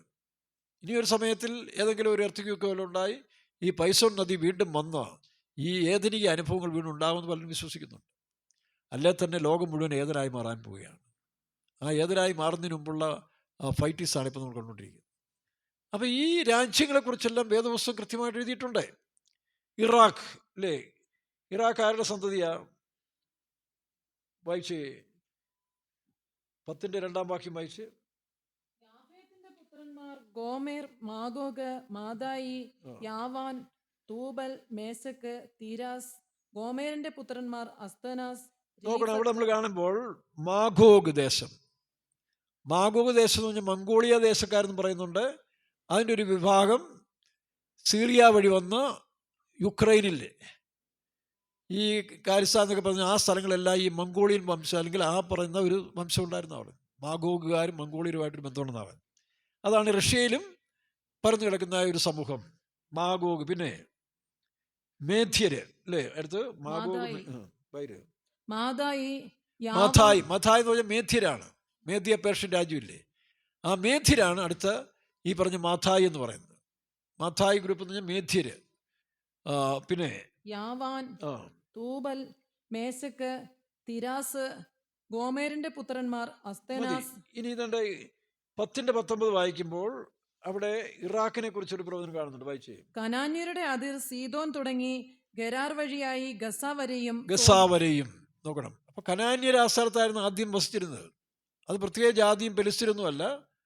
അവര് കനാന്റെ സന്തതികൾ, നോഹയുടെ ഇളയ പുത്രന്റെ മക്കളിൽ ഒരു ഗ്രൂപ്പാണ് കനാന്യൻ എന്ന് പറയുന്നത്. ആ കനാന്യരിൽ അവർ ആ എല്ലാ പ്രദേശത്തും തന്നെയല്ലേ ജീവിക്കുന്നത്. അന്നെല്ലാവരും സ്വന്തക്കാരല്ലേ, കൂട്ടുകുടുംബമായിട്ട് ഇങ്ങനെ മാറി മാറി താമസിക്കും. അതായിട്ട് വായിക്കാം. ഗസ വരെയും സോദോമും ഗോമോരയും അദ്മയും സെബോയിമും വഴിയായി ലാശ വരെയും ആയിരുന്നു. അവരാരൊക്കെയാ? അവരുടെ മക്കളുടെ പേര്. ഇവർ അതത് ദേശത്തിൽ ജാതി ജാതിയായും ആ. കുലം കുലമായും ഭാഷാഭാഷയായും ഹാമിന്റെ പുത്രന്മാർ ആരൊക്കെയാ എന്നുള്ള വായിച്ച്. ബാബേൽ, കാനാന്യരുടെ അതിർ സീദോൻ തുടങ്ങി ഗരാർ വഴിയായി ഗസ വരെയും. ഇല്ല, 10-ാം വാക്യം തന്നെ ഉണ്ടല്ലോ അല്ലേ. കാനാൻ തന്റെ ആ. ആദിജാതനായ സീദോൻ, ഹേത്ത്, യബൂസ്യർ, അമോര്യർ, ഗിർഗാശ്യർ, കിവ്യർ, അർക്യൻ, സീന്യൻ, അർവാദ്യൻ, സമാര്യൻ, ഹമാത്യൻ എന്നിവരെ ജനിപ്പിച്ചു. പിന്നീട് കനാന്യ വംശങ്ങൾ പരന്നു. അങ്ങനെയാണ് ആ പ്രദേശത്തിൽ ഈ ബഹുജാതികളുടെ ഒരു സമൂഹമായിട്ട്. അതിലെ ഒരു ഭാഗത്ത് വായിക്കുന്നുണ്ട് ഇറോക്ക് അല്ലേ. ഇറാഖ് എന്ന് പറയുന്നത് ഇന്നത്തെ ഇറാഖിന്റെ വംശക്കാരാണ്. 10:10 വായിച്ചേ. ബാബേൽ അവന്റെ രാജ്യത്തിന്റെ ആരംഭം ശീനാർ ദേശത്ത് ബാബേൽ, ഏറക്ക്. ബാബേൽ എന്ന് പറയുന്ന അന്ന് ഒരു സ്റ്റേറ്റ് ആണ്. ഏറക്ക് എന്ന് പറഞ്ഞ ഇന്നത്തെ ഇറാഖ്. ഇപ്പോൾ ബാബിലോൺ ദേശത്തിൽ പല പ്രവിശ്യൽ, മുസോള്, ഇങ്ങനെ പല സ്ഥലങ്ങളിൽപ്പെട്ടതാണ് ഇറാഖ്. അതാണ് ഇവിടെ ബൈബിളിൽ തന്നെ പറഞ്ഞിട്ടുണ്ട് ഏറക്ക്. വായിച്ചേ. ബാബേൽ, ഏറക്ക്, അക്കാദ്, കൽനെ എന്നിവയായിരുന്നു. ഇതെല്ലാം ചരിത്ര സത്യമല്ലേ. ബാബേൽ സാമ്രാജ്യമായിരുന്നു ആദ്യമായിട്ട് ഈ മെസൊപ്പൊത്തോമിയൻ രാജ്യത്തിലുണ്ടായത്. സുമേരിയൻസ് എന്ന് പറയുന്നതിന് അത് ആദ്യമേ ബാബേലിൻ്റെ, അതായത് മൂത്ത പുത്രനായ ബാബേൽ അല്ലെങ്കിൽ അവരിൽ നിന്നുണ്ടായ ഒരു വംശം ഉണ്ടായിരുന്നു. രണ്ടാമത് ഈ ഏറോക്ക്. ആ ഏറോക്ക് എന്ന് പറയുന്നത് ആണ് ഇന്നത്തെ ഇറാഖിൻ വംശം. അവർ താമസിച്ച സ്ഥലത്തിന് അവരൊക്കെ പേരിട്ടു. ഇപ്പോൾ ചുള്ളിയോട് അല്ലെങ്കിൽ പിന്നെ ഓരോ സ്ഥലമുണ്ടല്ലോ, നമ്മൾ അങ്ങോട്ട് ചെന്നാൽ അവരൊരു പുറപ്പെട്ടു വന്ന സ്ഥലത്തിൻ്റെ പേരിൽ പലരും അറിയപ്പെടുന്നു. അപ്പോൾ ഏറക്ക് എന്ന് പറഞ്ഞാൽ ഇറാഖ്. ഇവിടെ വായിക്കും ബാബേൽ. അവരൊരു കുടുംബം ഇങ്ങനെ മാറി മാറി താമസിച്ചുകൊണ്ടിരുന്നു. അതിലാണ് ഒന്ന് ഏതാ, അക്കാദ്. വായിച്ചൊന്നുകൂടെ വായിച്ച്. അക്കാദ്. ഈ ബാബേൽ നിമ്രോദിന്റെ കാലത്തിന് ശേഷം അവനാണ് ഈ സാമ്രാജ്യം സ്ഥാപിച്ചത് അല്ലേ. നിമ്രോദ് വായിക്കാം. അവൻ യഹോവയുടെ മുമ്പാകെ നായോട്ട് 10:8 മുതൽ 10 വരെ വായിച്ച്. കൂസ് നിമ്രോദിനെ ജനിപ്പിച്ചു. അവൻ ഭൂമിയിൽ ആദ്യ വീരനായിരുന്നു. അവനാണ് രാജാവായി വന്ന് സാമ്രാജ്യം സ്ഥാപിക്കാൻ തുടങ്ങിയത്. നിമ്രോദ് അവനൊരു ദൈവ അവതാരമാണ്, സൂര്യഭഗവാന്റെ ഒരു അവതാരമായിട്ടൊക്കെ ആൾക്കാർ ചിന്തിച്ചു. കാരണം സൂര്യനെ ദൈവമായിട്ട് ആരാധിക്കുന്നവരുണ്ടായിരുന്നു. കാരണം അവർക്കറിയില്ലല്ലോ സത്യദൈവം ഏതാണെന്ന് അറിയാത്തതുകൊണ്ട് കാണുന്നതിനെല്ലാം ആരാധിച്ചുകൊണ്ടിരുന്നു. അപ്പോൾ രാവിലെ ഈ സൂര്യൻ ഇങ്ങനെ ഉദിച്ച് മുമ്പോട്ട് വരുമ്പോൾ ദൈവം പ്രത്യക്ഷപ്പെടുക എന്നാണ് അവർ ധരിച്ചുകൊണ്ടിരുന്നത്. പാർസികളും അങ്ങനെയാണ്. ഈ രത്നം ടാറ്റയുടെയൊക്കെ കൂട്ടരായ പാർസികളും വെളിച്ചദൂതൻ നമ്മൾ പറയുന്ന വെളിച്ചദൂതനല്ല, ഈ വരുന്ന വെളിച്ചമാണ് ഞങ്ങളുടെ ദൈവം, ഇരുട്ട് പിശാച്. അതാണ് അവരുടെയും കോൺസെപ്റ്റ്. അപ്പോൾ ഓരോ കാലങ്ങളിൽ മനുഷ്യന് തോന്നിയ വിധത്തിൽ ഇങ്ങനെ അവരിങ്ങനെ ദൈവത്തെ ആരാധിക്കാൻ തുടങ്ങി. അബ്രഹാമിൻ്റെ കൂട്ടരും അങ്ങനെയൊക്കെ ആരാധിച്ചവരായിരുന്നു. പിന്നീടാണ് സത്യദൈവത്തെ അവർക്ക് മനസ്സിലാക്കാൻ കഴിഞ്ഞത്. വായിക്കാം. നിമ്രോദിനെ കുറിച്ച് വായിച്ച്. കൂസ് നിമ്രോദിനെ ജനിപ്പിച്ചു. അവൻ ഭൂമിയിൽ ആദ്യ വീരനായിരുന്നു. അവൻ യഹോവയുടെ മുമ്പാകെ നായോട്ട് വീരനായിരുന്നു. അതുകൊണ്ട് യഹോവയുടെ മുമ്പാകെ നിമ്രോദിനെ പോലെ നായോട്ട് വീരൻ എന്ന് പഴഞ്ചൊല്ലായി. കാരണം അവനൊരു എക്സ്ട്രാ ഓർഡിനറി ആയതുകൊണ്ട്, എക്സ്ട്രാ പാർട്ടി ആയതുകൊണ്ട് അവനെ എല്ലാവരെയും സംഘടിപ്പിച്ചൊരു രാജ്യം ഉണ്ടാക്കി. അതാണ് ബാബിലോൺ. ബാബേൽ എന്ന് പറഞ്ഞുള്ള പേര് വരാൻ കാരണം ഒന്ന് അവൻ്റെ ഒരു പുത്രൻ്റെ പേര് തന്നെയാണ് ബാബേൽ. പിന്നീട് നമ്മൾ വായിക്കുമ്പോൾ വേദപുസ്തകത്തിലെ യൂബാൽ എന്നും 21-22 വായിച്ച് 4 അതിനു മുമ്പ് ഈ ബാബേൽ ജനിക്കുന്നതിന് മുമ്പ് ഈ ബേൽ എന്നുള്ളതായ പേര് നമുക്ക് കാണാൻ കഴിയുന്നുണ്ട്. 4:22, 21-22 വായിച്ച്. അവന്റെ സഹോദരന് യൂബാൽ എന്ന് പേർ. യൂബാൽ എന്ന് പറഞ്ഞാൽ നീ ശ്രേഷ്ഠൻ, നീ ബോസ് അല്ല. യൂബാൽ. പിന്നെ ഇവൻ കിന്നരവും വേണും പ്രയോഗിക്കുന്ന എല്ലാവർക്കും പിതാവായി തീർന്നു. അവന്റെ മേളി വായിച്ച്. ആദാ യാബാലിനെ പ്രസവിച്ചു. യാബാൽ. അപ്പൊ ഇവിടെയാണ് തുടക്കം. യാബാൽ എന്ന് പറഞ്ഞാൽ അതിന്റെ ഒരു അർത്ഥം നോക്കിയപ്പോഴേ, ഞാൻ ബോസ്, ഞാൻ ദൈവം, ഞാനാണ് ദൈവം എന്നുള്ളൊരു കോൺസെപ്റ്റാണ്. മറ്റേ യൂബാൽ, ഇംഗ്ലീഷിൽ യു എന്ന് പറഞ്ഞ പോലെയാണ് നീ ദൈവം. നോക്കണം, ഇങ്ങനെ മനുഷ്യൻ തന്നെ ദൈവങ്ങളെപ്പോലെ ആകുന്ന ഒരു ഘട്ടം അവിടെ തുടങ്ങി. കായീൻ്റെ സന്തതികളാണ് ഇവർ. ഇപ്പം നമ്മൾ ഇംഗ്ലീഷിൽ വണ്ണെന്ന് പറയത്തില്ല, വണ്ണ് അല്ലേ? ഇംഗ്ലീഷ് വണ്ണെന്നല്ലേ പറയുന്നത്? ഒന്നിന് മലയാളം ഒന്നല്ലേ? ONE എന്ന് വായിച്ചേ, ഒന്ന്, ശരിയല്ലേ? അപ്പോൾ ഇങ്ങനെയൊക്കെ ചില ഭാഷകളിൽ തന്നെ വലിയ ഐക്യമുണ്ട്. മനസ്സിലായോ? ONE, one. അത് മലയാളത്തിൽ നിന്ന് വായിച്ചേ, ONE, ഒന്ന്, അത്രയേ ഉള്ളൂ. അപ്പം എന്ന് പറഞ്ഞ പോലെ യൂബാൽ, നീയും ദൈവം, ഞാനും ദൈവം. ബോസ്. അപ്പം ബോസ് എന്നുള്ളതാണ് ഈ പറഞ്ഞ രക്ഷകൻ അല്ലെങ്കിൽ ഉടയോൻ. നമ്മൾ ഓശയാപ്രവചനം 2-ാം അധ്യായത്തിൽ ഒരു വാക്യം പറയുന്നുണ്ടല്ലോ, ഇനി ബാലി എന്നല്ല, ഇതുവരെയും ബാലി എന്നാണ് വിളിച്ചുകൊണ്ടിരുന്നത്, ഇനി ദൈവത്തെ ബാലി എന്നല്ല, ഈസി. വായിച്ച വാക്യം 2-ന്റെ അന്നാളിൽ നീ എന്നെ ഓശയ 2-ന്റെ 2:16 വായിച്ചേ. അന്നാളിൽ നീ എന്നെ ബാലി ഉടയവനെ എന്നല്ല, ഈശി ഇപ്പം ഭർത്താവേ നമ്മൾ എന്ന് ഈ വിളിക്കും. കാലത്തിൽ ഇതൊക്കെ കുറച്ചുകൂടി ഈ ചരിത്രപരമായിട്ട് പറയുന്നതിൻ്റെ കാരണം നമുക്കറിയാം, നമ്മുടെ സന്തതികൾ, കുട്ടികളെല്ലാം വലിയവരും ഒക്കെ യൂട്യൂബിൽ കൂടി ഇഷ്ടംപോലെ സെർച്ച് ചെയ്യുന്നൊരു കാലമാണ്. അവർക്ക് അറിയണം, അറിവിന് വേണ്ടി വളരെ സമയം ചെലവഴിക്കുന്നതാണ്. അങ്ങനെ തെറ്റായ അറിവുകൾ മാത്രം പോയിക്കൊണ്ടിരിക്കുമ്പോൾ ഇത് അവർ മറന്നുപോകും. ഇത് ചരിത്രവും സത്യമാണെന്ന് മനസ്സിലാക്കി കഴിഞ്ഞാൽ ആരും മാറത്തില്ല. ഇത് കേട്ടിട്ട് എത്രയോ പേര് തിരിച്ചു വരുന്നു, മറ്റു ഗ്രൂപ്പിൽ പെടുന്നത്. അതുകൊണ്ടാണ് ഞാനും ഈ കാലത്തിൽ ഇച്ചിരി പ്രയാസമുണ്ടെങ്കിലും ഇതൊക്കെ പറയാൻ ആഗ്രഹിക്കുന്നൊരു കാരണം അതാണ്. കാരണം ഇത് വായിച്ചും പലർക്കും അത് പ്രയോജനപ്പെടുന്നു. ചരിത്ര സത്യവും ബൈബിളും ഒന്നാണെന്നുള്ളത് തെളിയിക്കக்கூடிய സത്യങ്ങളാണിത്. നമ്മൾ പറഞ്ഞില്ലെങ്ങനെ അറിയുന്നേ? പ്രസംഗിക്കാതെ എങ്ങനെ കേൾക്കും, കേൾക്കാതെ എങ്ങനെ വിശ്വസിക്കും? അതിന് ഓരോ കാലത്തും ഉണ്ടാകുന്ന മാധ്യമങ്ങളോട് നമ്മൾ അതിനോട് ചേർന്ന് അത് അറിയിക്കുന്നു. ദൈവത്തിന് സ്തോത്രം. അപ്പോൾ ഇന്ന് നമ്മുടെ പിള്ളേർ കണ്ടില്ലേ, ഫോണിക്കൂടെ എല്ലാം മൊത്തം പിള്ളേർ പോട്ടേടാ, 72 വയസ്സായ അച്ചായനും അമ്മാമ്മയും ഫോണിക്കൂടെ തപ്പുന്നു മുഴുവൻ. കാരണം എല്ലാം ഉണ്ട് അതിനകത്ത്, എല്ലാ സത്യങ്ങളും അതിനകത്തുണ്ട്. അത് തെറ്റല്ല. ആവശ്യമുള്ളതെല്ലാം അതിനകത്തുണ്ട്, നല്ലതും മോശവും എല്ലാം ഉണ്ട്. ആവശ്യമുള്ളത് തിരഞ്ഞെടുക്കാം.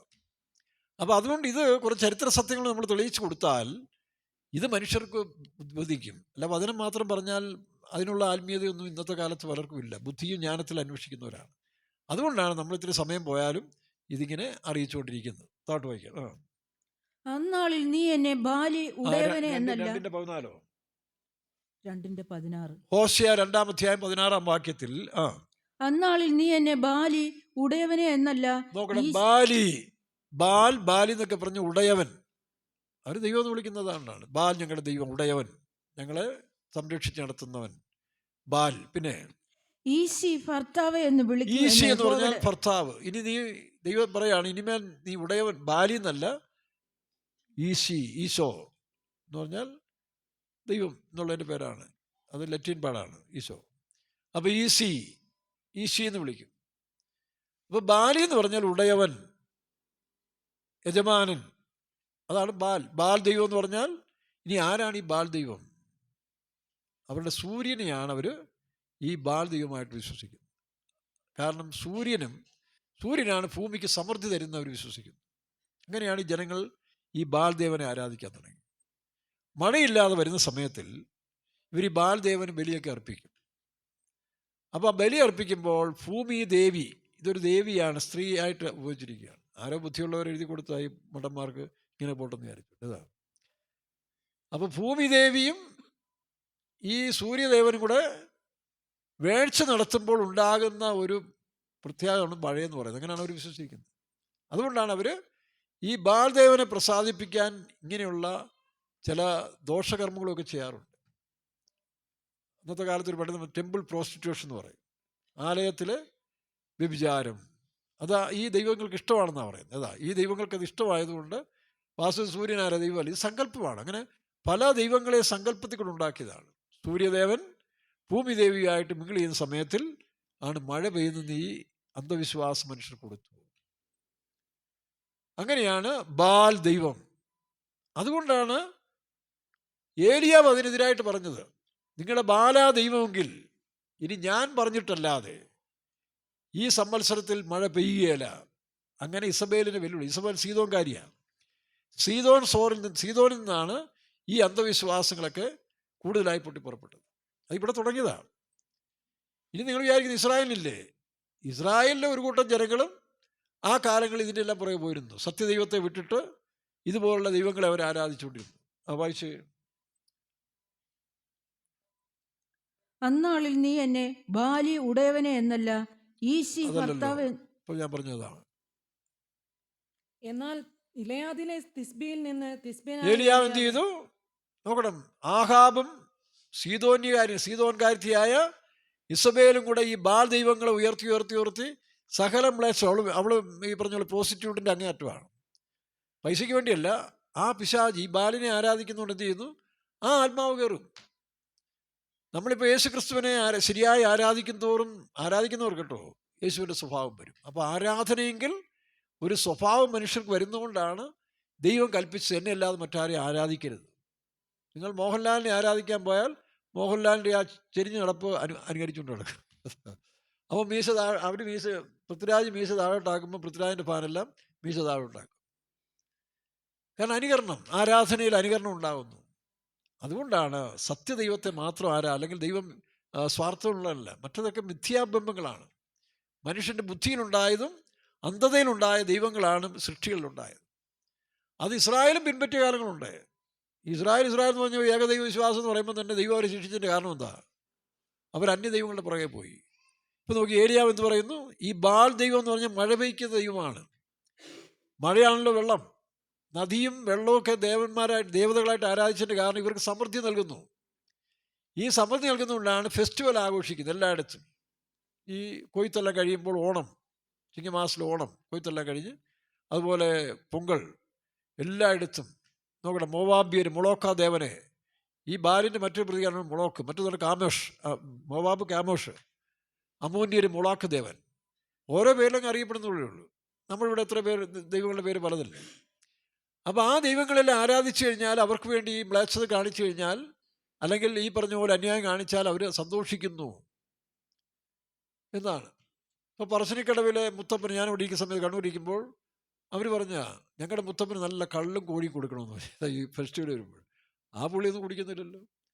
ഇപ്പോൾ എടത്വാപ്പള്ളിയിലെ വലിയച്ഛന് കോഴി വെട്ടി അവിടെ കഴിക്കുന്ന ആരാ? അപ്പോൾ ഇതൊക്കെ പറഞ്ഞ് മനുഷ്യൻ ഇങ്ങനെയൊക്കെ കാണിക്കുന്ന ഓരോരുത്തർ പേര് പറഞ്ഞാണ്.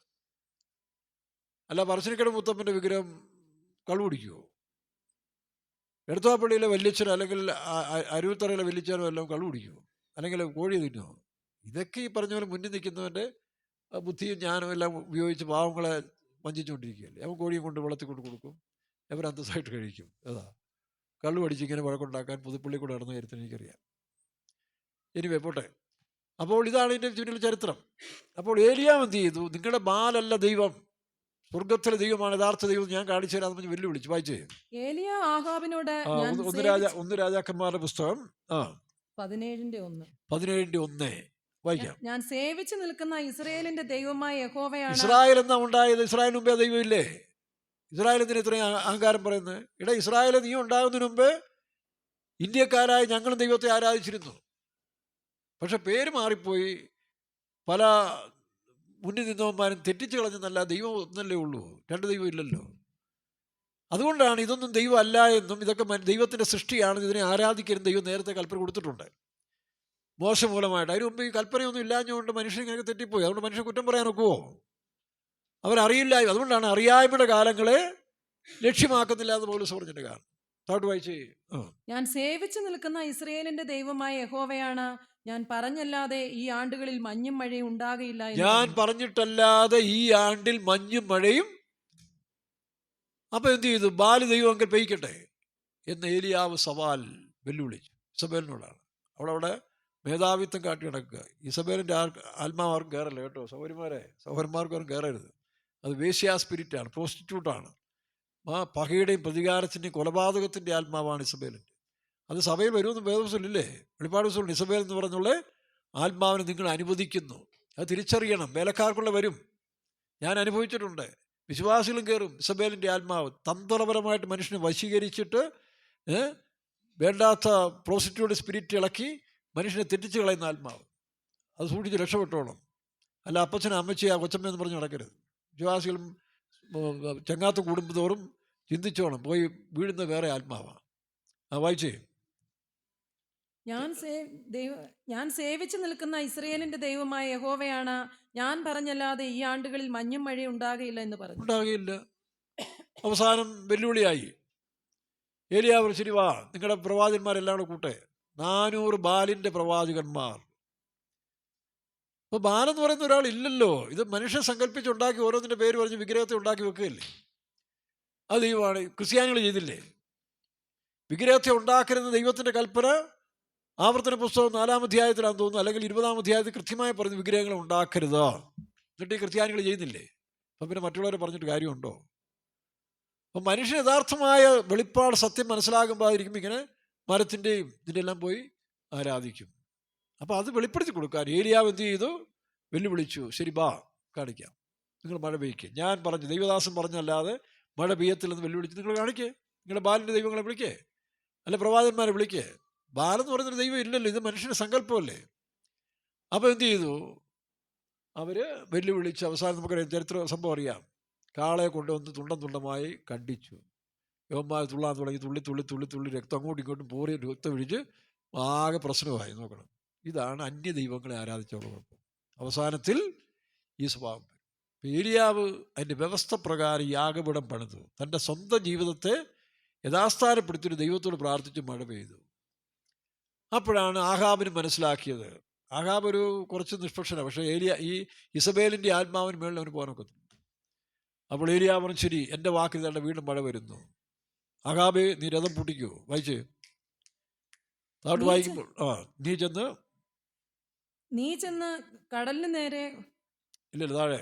യഹോവയുടെ കൈ ഏലിയാവിന്മേൽ വന്നു, അതിന് മേളിൽ ആഹാബ് രഥം പൂട്ടി ഓടി. ക്ഷണത്തിൽ ആകാശം മേഘവും കാറ്റുകൊണ്ട് കറുത്തു. ഏലിയാവ് കൽപ്പിച്ചപ്പോൾ മഴ പെയ്തു. ഇപ്പോൾ അവർക്ക് മനസ്സിലായി ഇത് ബാല് ദൈവമല്ല. നോക്കണം, ജനങ്ങൾ തിരിഞ്ഞു. അപ്പോൾ പാവപ്പെട്ട ജനങ്ങളെ എവിടെയും വഞ്ചിക്കാൻ അല്ലെങ്കിൽ തെറ്റിദ്ധരിക്കാനും സാഹചര്യങ്ങൾ കൊണ്ട്, കാലഘട്ടങ്ങൾ കൊണ്ട് ഇങ്ങനെയൊക്കെ ആകുന്നതാണ് വിഷയം. യഥാർത്ഥ സത്യദൈവത്തെ അറിയുവാൻ വേദപുസ്തകം ശരിയായി പഠിച്ചാൽ നമുക്ക് മനസ്സിലാകും. അപ്പോൾ അതുകൊണ്ട് ഇസ്രായേൽ മികച്ചവരെന്ന് പറയുന്നത് ഞാൻ പുറകെ പറഞ്ഞു തരാം, ഇസ്രായേലിൻ്റെ സംഭവങ്ങൾ.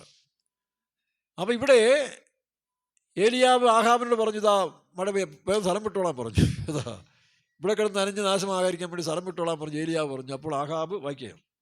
അതിന് അവൻ, നീ ചെന്ന് ആഹാബിനോട് മഴ നിന്നെ തടുക്കാതിരിക്കേണ്ടതിന് രഥം പൂട്ടി ഇറങ്ങിപ്പോക എന്ന് ബോധിപ്പിക്കുക എന്ന് പറഞ്ഞു. എത്രാം വാക്യം? 44-ാം വാക്യം, 18-44 വായിക്കാം. ഇറങ്ങിപ്പോക എന്ന് ബോധിപ്പിക്കുക എന്ന് പറഞ്ഞു. ക്ഷണത്തിൽ ആകാശം മേഘവും കാറ്റും കൊണ്ട് കറുത്തു, വൻമഴ പെയ്തു. ആഹാബ് രഥം കയറി ഇസ്രായേലിലേക്ക്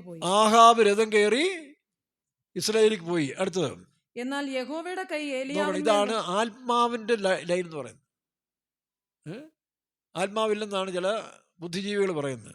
ആത്മാവില്ല, ശരീരം മാത്രമേ ഉള്ളൂ, അതുകൊണ്ട് എന്ത് തോന്നിയാസം ചെയ്ത് ജീവിക്കാം, നമുക്ക് ബോധിച്ച പോലെ ജീവിക്കാമെന്ന്. അങ്ങനെ ജീവിക്കണമെങ്കിൽ പറഞ്ഞെങ്കിലല്ലേ ഒക്കത്തുള്ളൂ. മറ്റുള്ളവനെ വെട്ടി ഇല്ലാതാക്കാൻ ദൈവമില്ലാന്ന് പഠിപ്പിച്ചൊരു പാർട്ടിയില്ലേ, ഇപ്പോൾ അവരെല്ലാം മാറ്റിയില്ലേ? നോക്കണം, ഇപ്പോൾ MNCയുടെ ടോപ്പ് ആളുകളാണ്, മൾട്ടിനാഷണൽ കോർപ്പറേറ്റിൻ്റെ ടോപ്പ് ആളുകളായിട്ട് അവർ മാറി. ഇപ്പോൾ അവർക്ക് ദൈവവിശ്വാസം വേണം, എല്ലാം വേണം. അപ്പോൾ ഇവിടെ എന്താ പറയുന്നത്? ഏലിയാവിൻ്റെ മേൽ ദൈവത്തിൻ്റെ ആത്മാവ് വന്നപ്പോൾ ആഹാബിൻ്റെ രഥങ്ങൾക്ക് മുൻപേ ഓടാൻ കഴിയും. ഇതൊരു വലിയ അനുഭവമാണ്. വായിച്ചേ. എന്നാൽ യഹോവയുടെ കൈ ഏലിയാവിന്മേൽ വന്നു, അവൻ അരമുറുക്കിയും കൊണ്ട് ഇസ്രായേലിൽ എത്തും.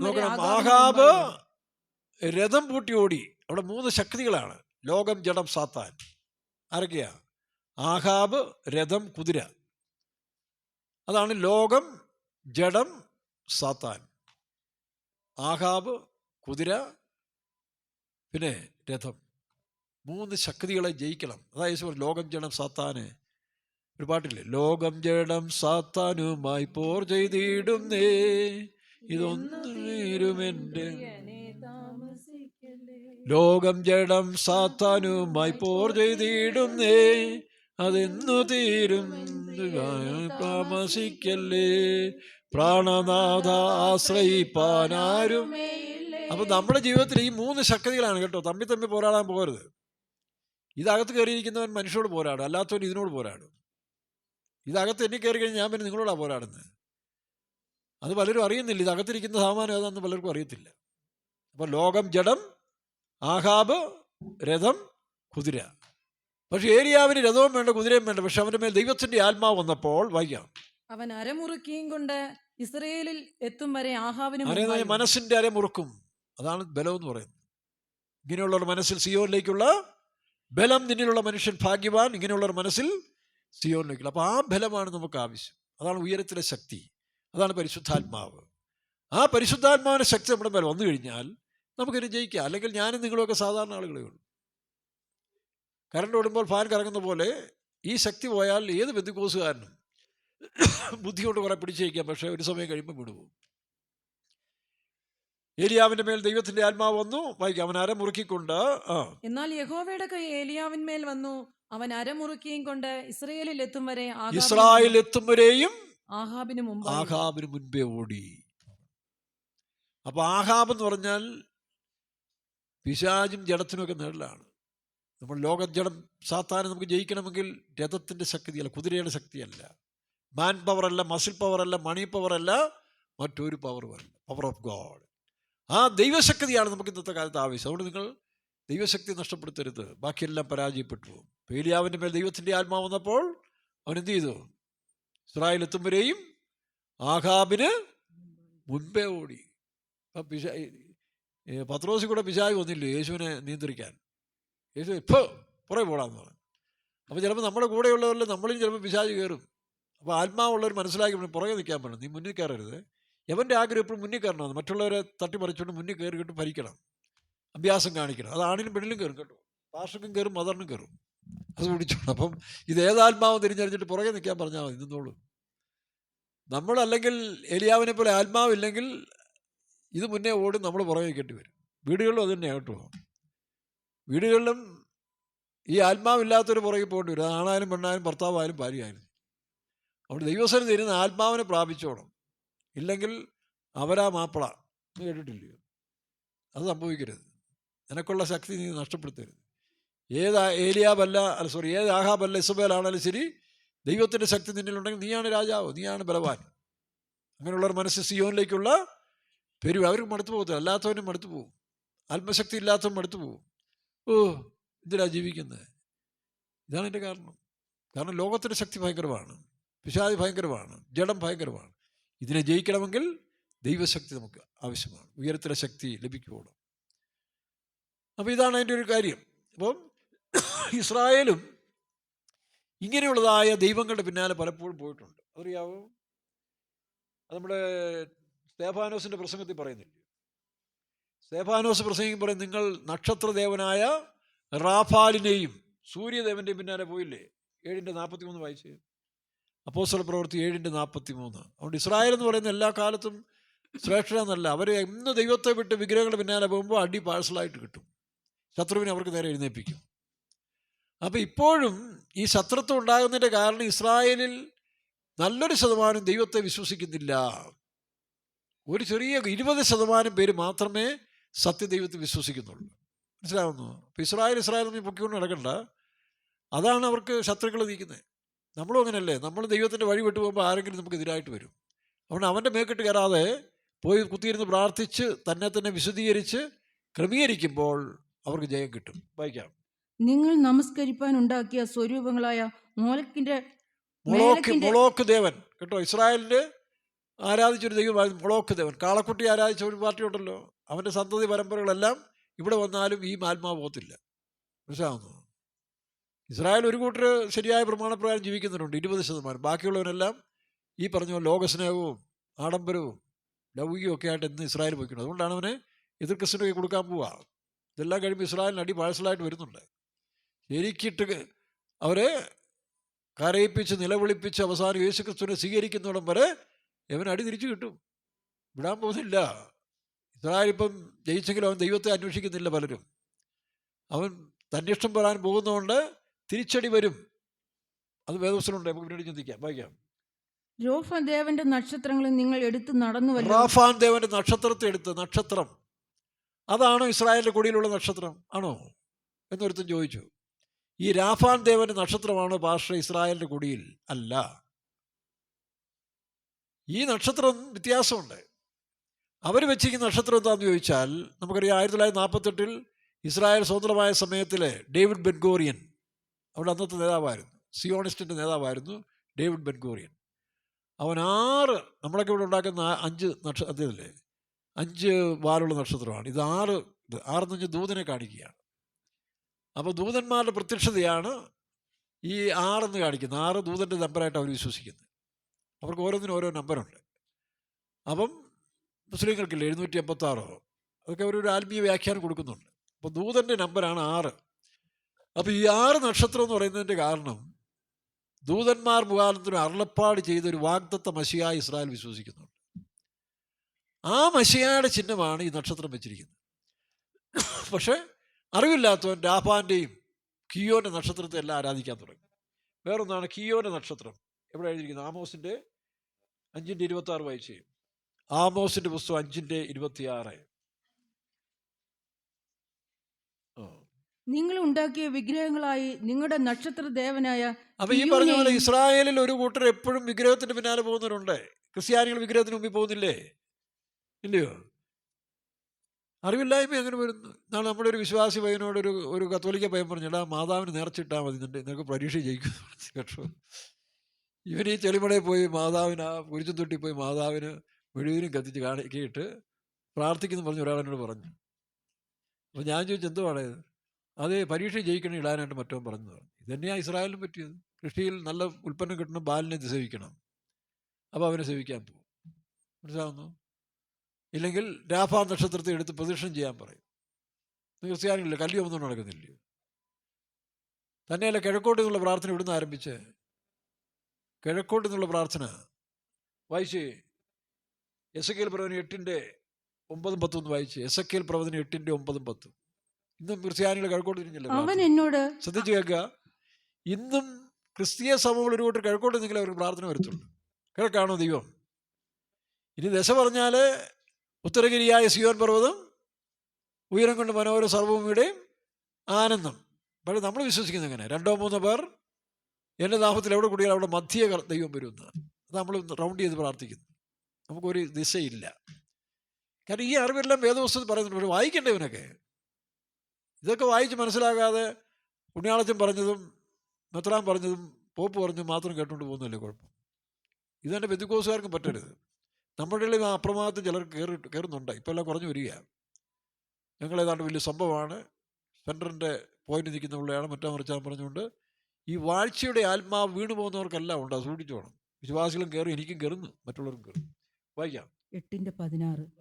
യഹോവയുടെ മന്ദിരത്തിന്റെ വാതിൽക്കൽ മണ്ഡപത്തിനും യാഗപീഠത്തിനും നടുവെ ഏകദേശം 25 പുരുഷന്മാർ തങ്ങളുടെ മുതുക് നോക്കണം, ശ്രദ്ധിച്ചു നോക്കുക. 25 പുരുഷന്മാർ മന്ദിരത്തിന്റെ ആൾട്ടർ ഇരിക്കുന്ന സ്ഥലങ്ങളിൽ ആ പറഞ്ഞ പോലെ കൃപാസനത്തെങ്കിൽ നേരെ അവിടെയാണ് ദൈവത്തിന്റെ ഷെക്കേന.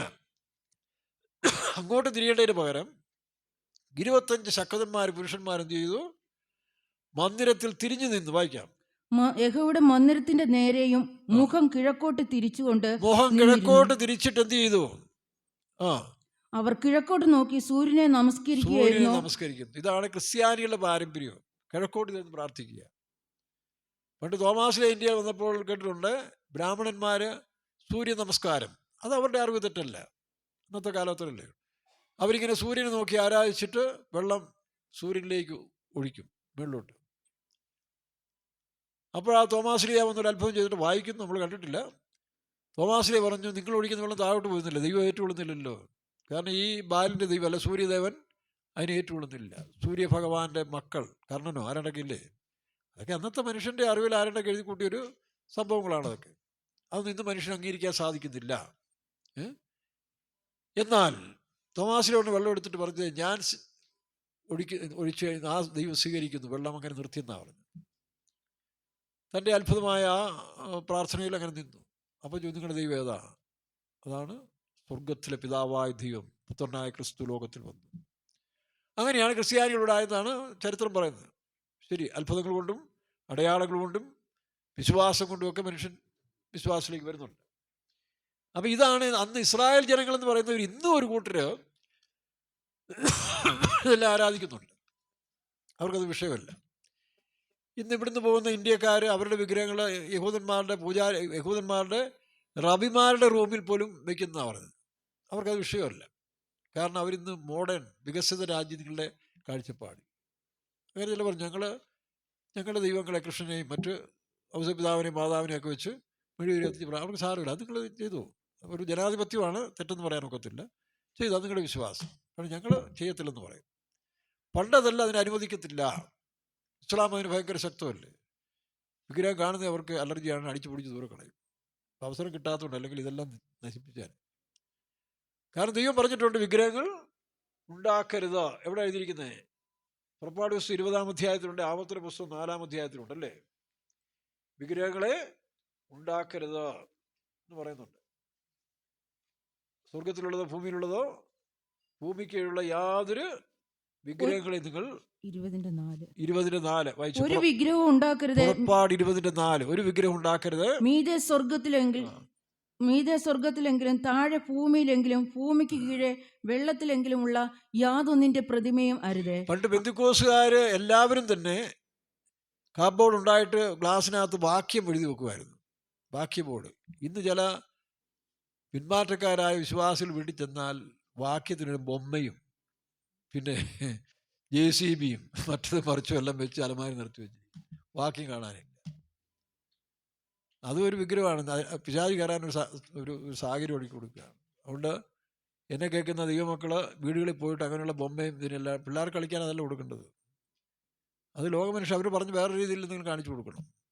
ബൊമ്മ ഉണ്ടാക്കിയിട്ട് അത് പിന്നെ അതിനകത്ത് വെക്കുക, ഇതിനകത്ത് വെക്കുക.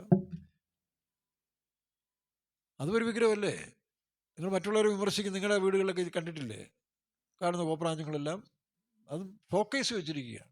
അതിന് പ്രാധാന്യം ഉണ്ടായിട്ടല്ലേ ഷോക്കേസ് വയ്ക്കുന്നത്. അങ്ങനെയുള്ള എടുത്ത് കളയുന്നതാണ് നല്ലത്. അല്ലെ വെറുതെ പിശാചിനകത്ത് കയറ്റരുത്. സ്തോത്രം. അപ്പോൾ ഇങ്ങനെ ഇസ്രായേൽ കാലാകാലങ്ങളിൽ നമ്മുടെ സൂര്യൻ അഭിമാനി നിന്ന് അതിനെ ആരാധിക്കുന്നു. ഇന്നും വിഗ്രഹാരാധികളുണ്ട് അവിടെ. ഇനി അത് കൂടും. എതിർ ക്രിസ്തുവിനെ അവർ കാലത്താണ് ഇനി മര്യാദ പിടിക്കാൻ പോകുന്നത്. അപ്പോൾ ഇസ്രായേൽ തിരിഞ്ഞു വരുന്നൊരു കാലമുണ്ട്. ഇനി നമുക്ക് ഇറാനെ പറ്റി ചിന്തിച്ചാൽ, ഇറാൻ ആരുടെ സന്തതിയാണ്?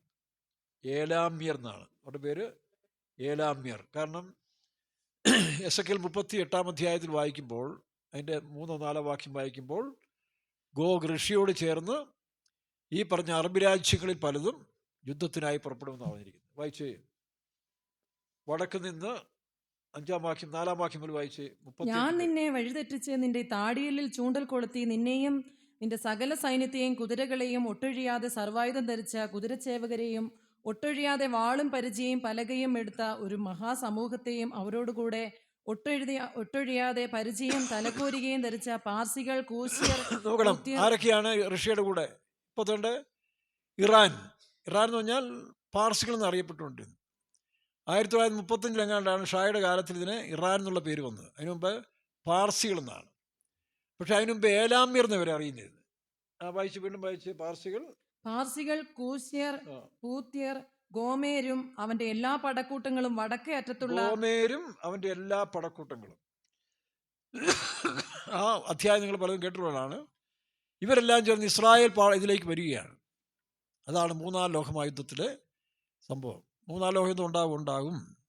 അത് ഈ കാലഘട്ടത്തിൽ തന്നെ ഉണ്ടാകാൻ പോവാണ്. ഇപ്പം റഷ്യ എന്ത് ചെയ്തു? സൗദിക്ക് അല്ലെങ്കിൽ ഇറാനെ സപ്പോർട്ട് ചെയ്തു, ചൈന സപ്പോർട്ട് ചെയ്യുന്നു. അതുപോലെ തന്നെ ഏതൊക്കെ രാജ്യങ്ങളാ? പാർസികൾ, വായിച്ചേ. ക്രൂശ്യര്. നോക്കണം. പാർസികൾ, ക്രൂശ്യര്, പൂത്യര്, ഗോമേരും. അപ്പോൾ ക്രൂശ്യർ എന്ന് പറഞ്ഞാൽ എത്യോപ്യൻ രാജ്യങ്ങളാണ്, ആഫ്രിക്കയിലെ ചില രാജ്യങ്ങൾ. പൂത്യർ എന്ന് പറഞ്ഞാൽ ലിബിയ തുടങ്ങിയ അറബ് രാജ്യങ്ങൾ. പിന്നെ ഗോമേര് ടർക്കിയ എന്ന് പറയുന്നവരുണ്ട്, ജർമ്മനിയാന്ന് പറയുന്നവരുണ്ട്. അതിനെപ്പറ്റി എനിക്ക് കൂടുതൽ അറിയത്തില്ല. തോഗർമ ടർക്കിയായിട്ടും ഗോമർ ജർമ്മനിയായിട്ടും പറയുന്നു. തിരിഞ്ഞു വരുന്നതാണ് പറയുന്നത്. ഈ സമയത്തുള്ള യുദ്ധത്തിൽ, 3-ാം ലോക യുദ്ധത്തിൽ ഇതെല്ലാം ചേർന്ന് ഇസ്രായേൽ പർവ്വതത്തിലേക്ക് വരും.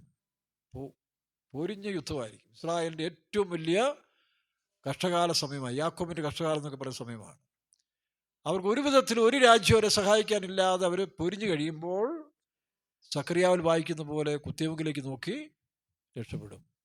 യേശു ക്രിസ്തു കർത്താവിനെ അവർ സ്വീകരിക്കുകയും ഒരു കൂട്ടർ യേശുവിൻ്റെ വാക്കുകൾ കേട്ടുകൊണ്ട് മലകളിലേക്ക് ഓടിപ്പോവുകയും ചെയ്യും. അന്ന് നിങ്ങൾ ശൂന്യമാക്കുന്ന മ്ലേച്ഛതകൾ, ഇതെല്ലാം നമ്മൾ ഒരുപാട് കേട്ടതല്ലേ. എതിർ ക്രിസ്തുവിൻ്റെ ഭരണം വരും. അതാണ് കഴിഞ്ഞ ദിവസം ആ ബ്രാഹ്മണൻ പറഞ്ഞ പോലെ നമുക്കൊരു മശിയ അല്ലെങ്കിൽ ക്രിസ്തു, യേശു ക്രിസ്തു അല്ലെങ്കിൽ ക്രൈസ്റ്റ് അക്കോർഡ്, അബ്രഹാം അക്കോർഡ് എന്ന് പറഞ്ഞ പോലെ ക്രൈസ്റ്റ് അക്കോർഡ് എന്ന് പറയുന്നവരെ കൊണ്ടുവരണം. എങ്കിലേ സമാധാന വാർത്തകൾ പറഞ്ഞ് വ്യാജ ക്രിസ്തു വെളിപ്പെടാൻ പോവുകയാണ്. ആ ക്രിസ്തു ഇപ്പോൾ വെളിപ്പെടും. ഈ യുദ്ധങ്ങൾ കൊടുമ്പിരി കൊള്ളുമ്പോൾ സാമ്പത്തിക പരാതികളുണ്ടാകും, ഇക്കണോമിക്കൽ ക്രൈസിസ്. അതിനെ പരിഹരിക്കാൻ വേണ്ടി അതിബുദ്ധിയുള്ളതായ ഒരു മനുഷ്യൻ മുമ്പോട്ട് വരും. അവൻ ക്രൈസ്റ്റായിട്ട് ഇവർ അംഗീകരിക്കുകയും ചെയ്യും. അങ്ങനെ യഹൂദൻ്റെ ആലയം പണിയും, മിക്കവാറും ഇപ്പോൾ ആലയം പണിയാനുള്ളതായ മിസൈലുകളും അവർ വെച്ചിട്ടുണ്ട്, ചില തകർക്കാനും. അത് ഓട്ടോമാറ്റിക്കലി തകർന്നു പോകുമെന്നാണ് പറയുന്നത്. പകരം ഇസ്രായേലിൻ്റെ ആലയം അവിടെ വരാൻ സാധ്യതയുണ്ട് എന്നാണ് ചില ആളുകൾ പറയുന്നത്. അപ്പം മിസൈൽ ഇപ്പോൾ ടെൽ അവീവ് നോക്കി അടിക്കുകയല്ലേ, ഏതെങ്കിലും ഒരെണ്ണം ഇച്ചിരി വഴി തെറ്റിച്ച് വിട്ടാൽ മതിയല്ലോ. മോസ്കിൻ്റെ മുകളിൽ അടിച്ചു കഴിഞ്ഞാൽ അത് തകരുന്ന. അപ്പം പിന്നെ സമാധാനത്തിന് ഒരു ക്രൈസ്റ്റ് അക്കോർഡ് വരും. അങ്ങനെ സമാധാന നിയമം കൊണ്ടുവന്നിട്ട് പുതിയ ഭരണം കൊണ്ടുവരികയാണ്. പക്ഷെ അവിടെ നിൽക്കുന്നില്ല. ഈ യുദ്ധം പിന്നെ അവസാനിക്കുന്നില്ല. ഇനി കണ്ടിന്യൂസ് ആയിട്ട് 7 വർഷം വരെ യുദ്ധം നിൽക്കാൻ പോവാണ്. 7 കൂടുതൽ കാണും. അവിടെ യുദ്ധമൊന്നും അവസാനിക്കത്തില്ല ഇപ്പോൾ.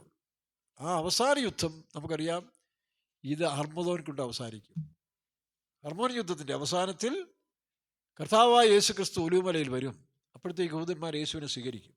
144,000 പേർ 7-ാം അധ്യായത്തിൽ കാണുന്ന, വെളിപ്പാട് പുസ്തകം 7-ാം അധ്യായത്തിൽ കാണുന്ന 12 ഗോത്രങ്ങളിൽ നിന്ന് അവരെ മുദ്രയിട്ട് അടുത്ത 1000 വർഷത്തേക്ക് അവരെ പ്രവേശിപ്പിക്കും. 14-ാം അധ്യായത്തിൽ കാണുന്ന അത് പുതിയ നിയമ വിശുദ്ധന്മാരാണ്. അത് TPക്കാരാണെന്നുള്ളതല്ല. 1-ാം നൂറ്റാണ്ട് മുതൽ കർത്താവിൻ്റെ വരെ യേശുവിനെ പോലെ പൂർണ്ണതരായി ജീവിച്ച വിശുദ്ധന്മാരാണ് 14-ാം അധ്യായം. ഇത് രണ്ടും ഒന്നാണെന്നാണ് ചില ബന്ധുക്കോസുകാർ, അതൊക്കെ അറിയില്ലാതെ പറയുകയാണ്. അല്ല, ശരിയായിട്ട് പഠിപ്പിച്ച് നമ്മൾ തന്നിട്ടുണ്ട്. അത് ഒന്ന് യഹൂദനും ഒന്ന് പുതിയ. വെളിപ്പാട് പുസ്തകം 2 വ്യൂവിലാണ്. ഒന്ന് യഹൂദനെ ബേസ് ചെയ്തും ഒന്ന് സഭയ്ക്ക് വേണ്ടിയാണ് പറഞ്ഞിരിക്കുന്നത്. അതുകൊണ്ടാണ് വെളിപ്പാട് പുസ്തകം 12-ാം അധ്യായത്തിലും കാണുന്ന സ്ത്രീ സഭയാണ്. സഭയിൽ എടുത്തുള്ളപ്പെടുന്ന വിശുദ്ധന്മാരാണ് ആൺകുട്ടി. കൈവിടപ്പെടുന്നവർ എതിർ ക്രിസ്തുവിൻ്റെ കാലത്തിൽ ഭൂമി അവർക്ക് തുണ നിൽക്കും. ഭൂമി എന്ന് പറഞ്ഞാൽ അന്നത്തെ സമുദായ സഭ. അവരോട് ചേർന്ന് പെന്തിക്കോസിൽ നല്ല ശതമാനം പോകും. പക്ഷെ ഒരു കൂട്ടർ കർത്താവായ യേശു ക്രിസ്തുവിൻ്റെ വചനം ബുദ്ധിയുള്ള കന്യകമാർ. വെളിപ്പാട് പുസ്തകം 25-ാം അധ്യായത്തിൽ കാണുന്ന ബുദ്ധിയില്ലാത്തതും ബുദ്ധിയുള്ള കന്യകമാർ. ആരാ ബുദ്ധിയുള്ള കന്യകമാർ? വെളിപ്പാട് പുസ്തകം 13-10 വായിക്കുമ്പോൾ ഇവിടെ ബുദ്ധി കൊണ്ട് ആവശ്യം, ജ്ഞാനം കൊണ്ട് ആവശ്യം. ബുദ്ധിയുള്ളവൻ മൃഗത്തിൻ്റെ സംഖ്യ ഗണിക്കട്ടെ, 666. അന്ന് വാങ്ങിക്കാനോ വിൽക്കാനോ വേറെ വഴിയൊന്നുമില്ല. അതുകൊണ്ടാണ് ഇന്ന് അദാനി, കഴിഞ്ഞ ദിവസം എല്ലാറ്റി ഗ്രൂപ്പിലൊരു ഉദ്യോഗസ്ഥൻ ഇവിടെ വന്ന് എന്നെ കാണാനിടയായി. ഡൽഹിയിലെ പഴയ സിമെൻറ്റ് കമ്പനി ഇപ്പോൾ അവർ MNC ആയിട്ട് മാറിയിരിക്കുകയാണ്. Multinational corporate company. അതാണ് ഇവിടെ കാണുന്ന അദാനി. ഇപ്പം ഇവിടെ കമ്മ്യൂണിസ്റ്റുകാരൊന്നും ഉണ്ടല്ലോ, എന്തുവാ, ഒരു പുതിയ കൺസ്ട്രക്ഷൻ കമ്പനി ഉണ്ടല്ലോ, ഉറക്കപ്പെടുമോ, ഊരാളുങ്കൽ. അപ്പോൾ ഊരാളുങ്കൽ ഒരു മൾട്ടിനാഷണൽ കമ്പനിയായിട്ട് വരട്ടെ, അതെല്ലാം ആവശ്യമാണ്. അവരാണ് ഇപ്പോൾ നമ്മുടെ നെടുമുടി റോഡ് പണിതിരിക്കുന്നത്. ആലപ്പുഴ നെടുമുടി റോഡ് അവർ പണ്ടൊക്കെ ആ പാലം പണിത് 10-15 വർഷം എടുത്ത് 2 വർഷം കൊണ്ട് അവർ പരിപാടി തീർത്തു. 2-3 വർഷം കൊണ്ട് പരിപാടി തീർത്തു. അപ്പം മൾട്ടിനാഷണൽ കമ്പനിയിൽ അതിനുള്ള ഫെസിലിറ്റീസ് ഉണ്ട്. ഈ കമ്പനികളെല്ലാം ചേർന്നാണ് നമ്മുടെ ഇറാഖ് സ്ഥലത്തിൽ ഇനി വലിയൊരു സിറ്റി വരും. അതാണ് വെളിപ്പാട് പുസ്തകം 17-ാം അധ്യായത്തിൽ കിടന്ന ബാബൽ. 18-ാം അധ്യായത്തിൽ കിടന്ന എതിർ ക്രിസ്തുവിൻ്റെ കാലത്തിൽ വ്യാപാര ശിരാ കേന്ദ്രങ്ങൾ. അതിൻ്റെ ഒരു ബാലൻസാണ് ഇവിടുത്തെ വിഴിഞ്ഞം പോർട്ട്. അദാനിയുടെ ഒരു വലിയ പോർട്ടാണ് ഈ പറഞ്ഞ ഐഫൽ. ഇസ്രായേൽ കാണുന്ന ഇപ്പോൾ ഒരു ഇറാൻ ബോംബിട്ടുകൊണ്ടിരിക്കുന്ന ഐഫൽ അല്ലേ എന്ന് പറഞ്ഞ തുറമുഖത്തിൽ. അപ്പോൾ അദാനിയൊക്കെ സാധാരണക്കാരല്ല, മൾട്ടിനാഷണൽ കമ്പനി വലിയ യോജിച്ചവർ ഭയങ്കര പദ്ധതി ലോകം മുഴുവൻ നവീകരിച്ചുകൊണ്ട് ഒരു മനുഷ്യൻ്റെ കീഴിൽ കൊണ്ടുവരാൻ പോവുകയാണ്. ലൂസിഫർ എന്ന് പറയുന്ന ശക്തി ഒരു മനുഷ്യന് തൻ്റെ ശക്തി കൊടുത്തിട്ട് മൃഗം, വെളിപ്പാട് പുസ്തകം 13 കാണുന്ന ആ 1-ാം അധ്യായത്തിൽ മൃഗം പൊളിറ്റിക്കൽ ലീഡറും, വെളിപ്പാട് പുസ്തകം 13-11 കാണുന്നത് റിലീജിയസ് ലീഡറുമാണ്. അതാണ് ഈ കാലത്തിൽ വരാൻ പോകുന്നത്. അതുകൊണ്ട് ഞാൻ പറഞ്ഞ് ഈ ഇലോൺ മസ്കും ട്രംപും ഒന്നും തെറ്റിപ്പിരിയത്തില്ല. അവരെയൊക്കെ മത നേതാക്കന്മാർ മറ്റുള്ളവർ സ്വാധീനിച്ച് ഒന്നാക്കി ഏകലോക ഗവൺമെൻറ് വരും. അവിടെ ബുദ്ധിയുള്ളവർ ശ്രമിച്ചോണം. അതുകൊണ്ടാണ് വെളിപ്പാട് ദിവസം 12-ാം അധ്യായത്തിൽ 1260 ദിവസം ഈ സ്ത്രീയൻ സന്തതിയുടെ ശേഷിപ്പിന്, സ്ത്രീ എതിർ ക്രിസ്തുവിനോട് പോകും. പെന്തിക്കോസിൽ മജോറിറ്റി ഈ ലോകത്തോട് അനുവുമായി എതിർ ക്രിസ്തു നമ്പറേറ്റ് ജീവിക്കുമ്പോൾ അന്നും വിശ്വാസത്തിന് വേണ്ടി കൈവിടപ്പെട്ട കുറേ വിശുദ്ധന്മാർ ഭൂമിയിൽ കാണും. അതുകൊണ്ട് ഇവിടെ വിശുദ്ധന്മാരുടെ സഹിഷ്ണുതയും വിശ്വാസവും കൊണ്ട് ആവശ്യം. വെളിപ്പാട് ദിവസം 13-12 ആ കാര്യമുണ്ട്. അവർ 1260 ദിവസം ഭൂമി, റിലീജിയൻ, ഈ ഭൂമിയിലെ മതം അവർക്ക് സഹായിക്കും. പക്ഷെ അതും വേണ്ടാന്ന് വെച്ച് എതിർ ക്രിസ്തുവിനെ മുദ്രയാക്കാതെ എണ്ണിക്കൂടാത്ത പുരുഷാരം, വെളിപ്പാട് ദിവസം 7-ന്റെ 2-ാം ഭാഗത്തിൽ പറയുമ്പോൾ എണ്ണിക്കൂടാത്ത പുരുഷാരം, അതാണ് രക്തസാക്ഷികൾ. അങ്ങനെ അതിൻ്റെ അവസാനം വരുമ്പോഴാണ് ഇത് ഹർമോദോൻ യുദ്ധം കഴിഞ്ഞ് ഒലിവുമലയിൽ കർത്താവായ യേശു ക്രിസ്തു വരും. വെളിപ്പാട് ദിവസം 14 വായിക്കുമ്പോൾ അന്ന് അവൻ്റെ കാൽ യെരൂശലേമിനെതിരെ വായിച്ചേ, അന്നാളിൽ അവന്റെ കാൽ യെരുശലേമിനെതിരെ കിഴക്കുള്ള ഒലിവ് മലയിൽ നിൽക്കും. കിഴക്കുള്ള ഒലിവുമലയിൽ നിൽക്കും. പക്ഷെ ഒലിവുമലയിൽ യേശു വരുമ്പോൾ യേശു പറഞ്ഞില്ലേ, മത്തായിയുടെ സുവിശേഷം പറയുമ്പോൾ 15 ശൂന്യമാക്കുന്ന മ്ലേച്ഛത വിശുദ്ധ സ്ഥലത്ത് നീക്കുമ്പോൾ. വായിച്ച് മത്തായിയുടെ സുവിശേഷം 24:15 ശൂന്യമാക്കുന്ന മ്ലേച്ഛത. എതിർ ക്രിസ്തുവിൻ്റെ വിഗ്രഹം റോബോട്ടുകൾ. നിങ്ങൾ നല്ല സുന്ദരികളായ റോബോട്ടുകളെ കണ്ടിട്ടില്ലേ? ഒറിജിനലാണെന്ന് തോന്നുന്നു. ആ പയ്യന്മാരെ കണ്ടിട്ടില്ലേ?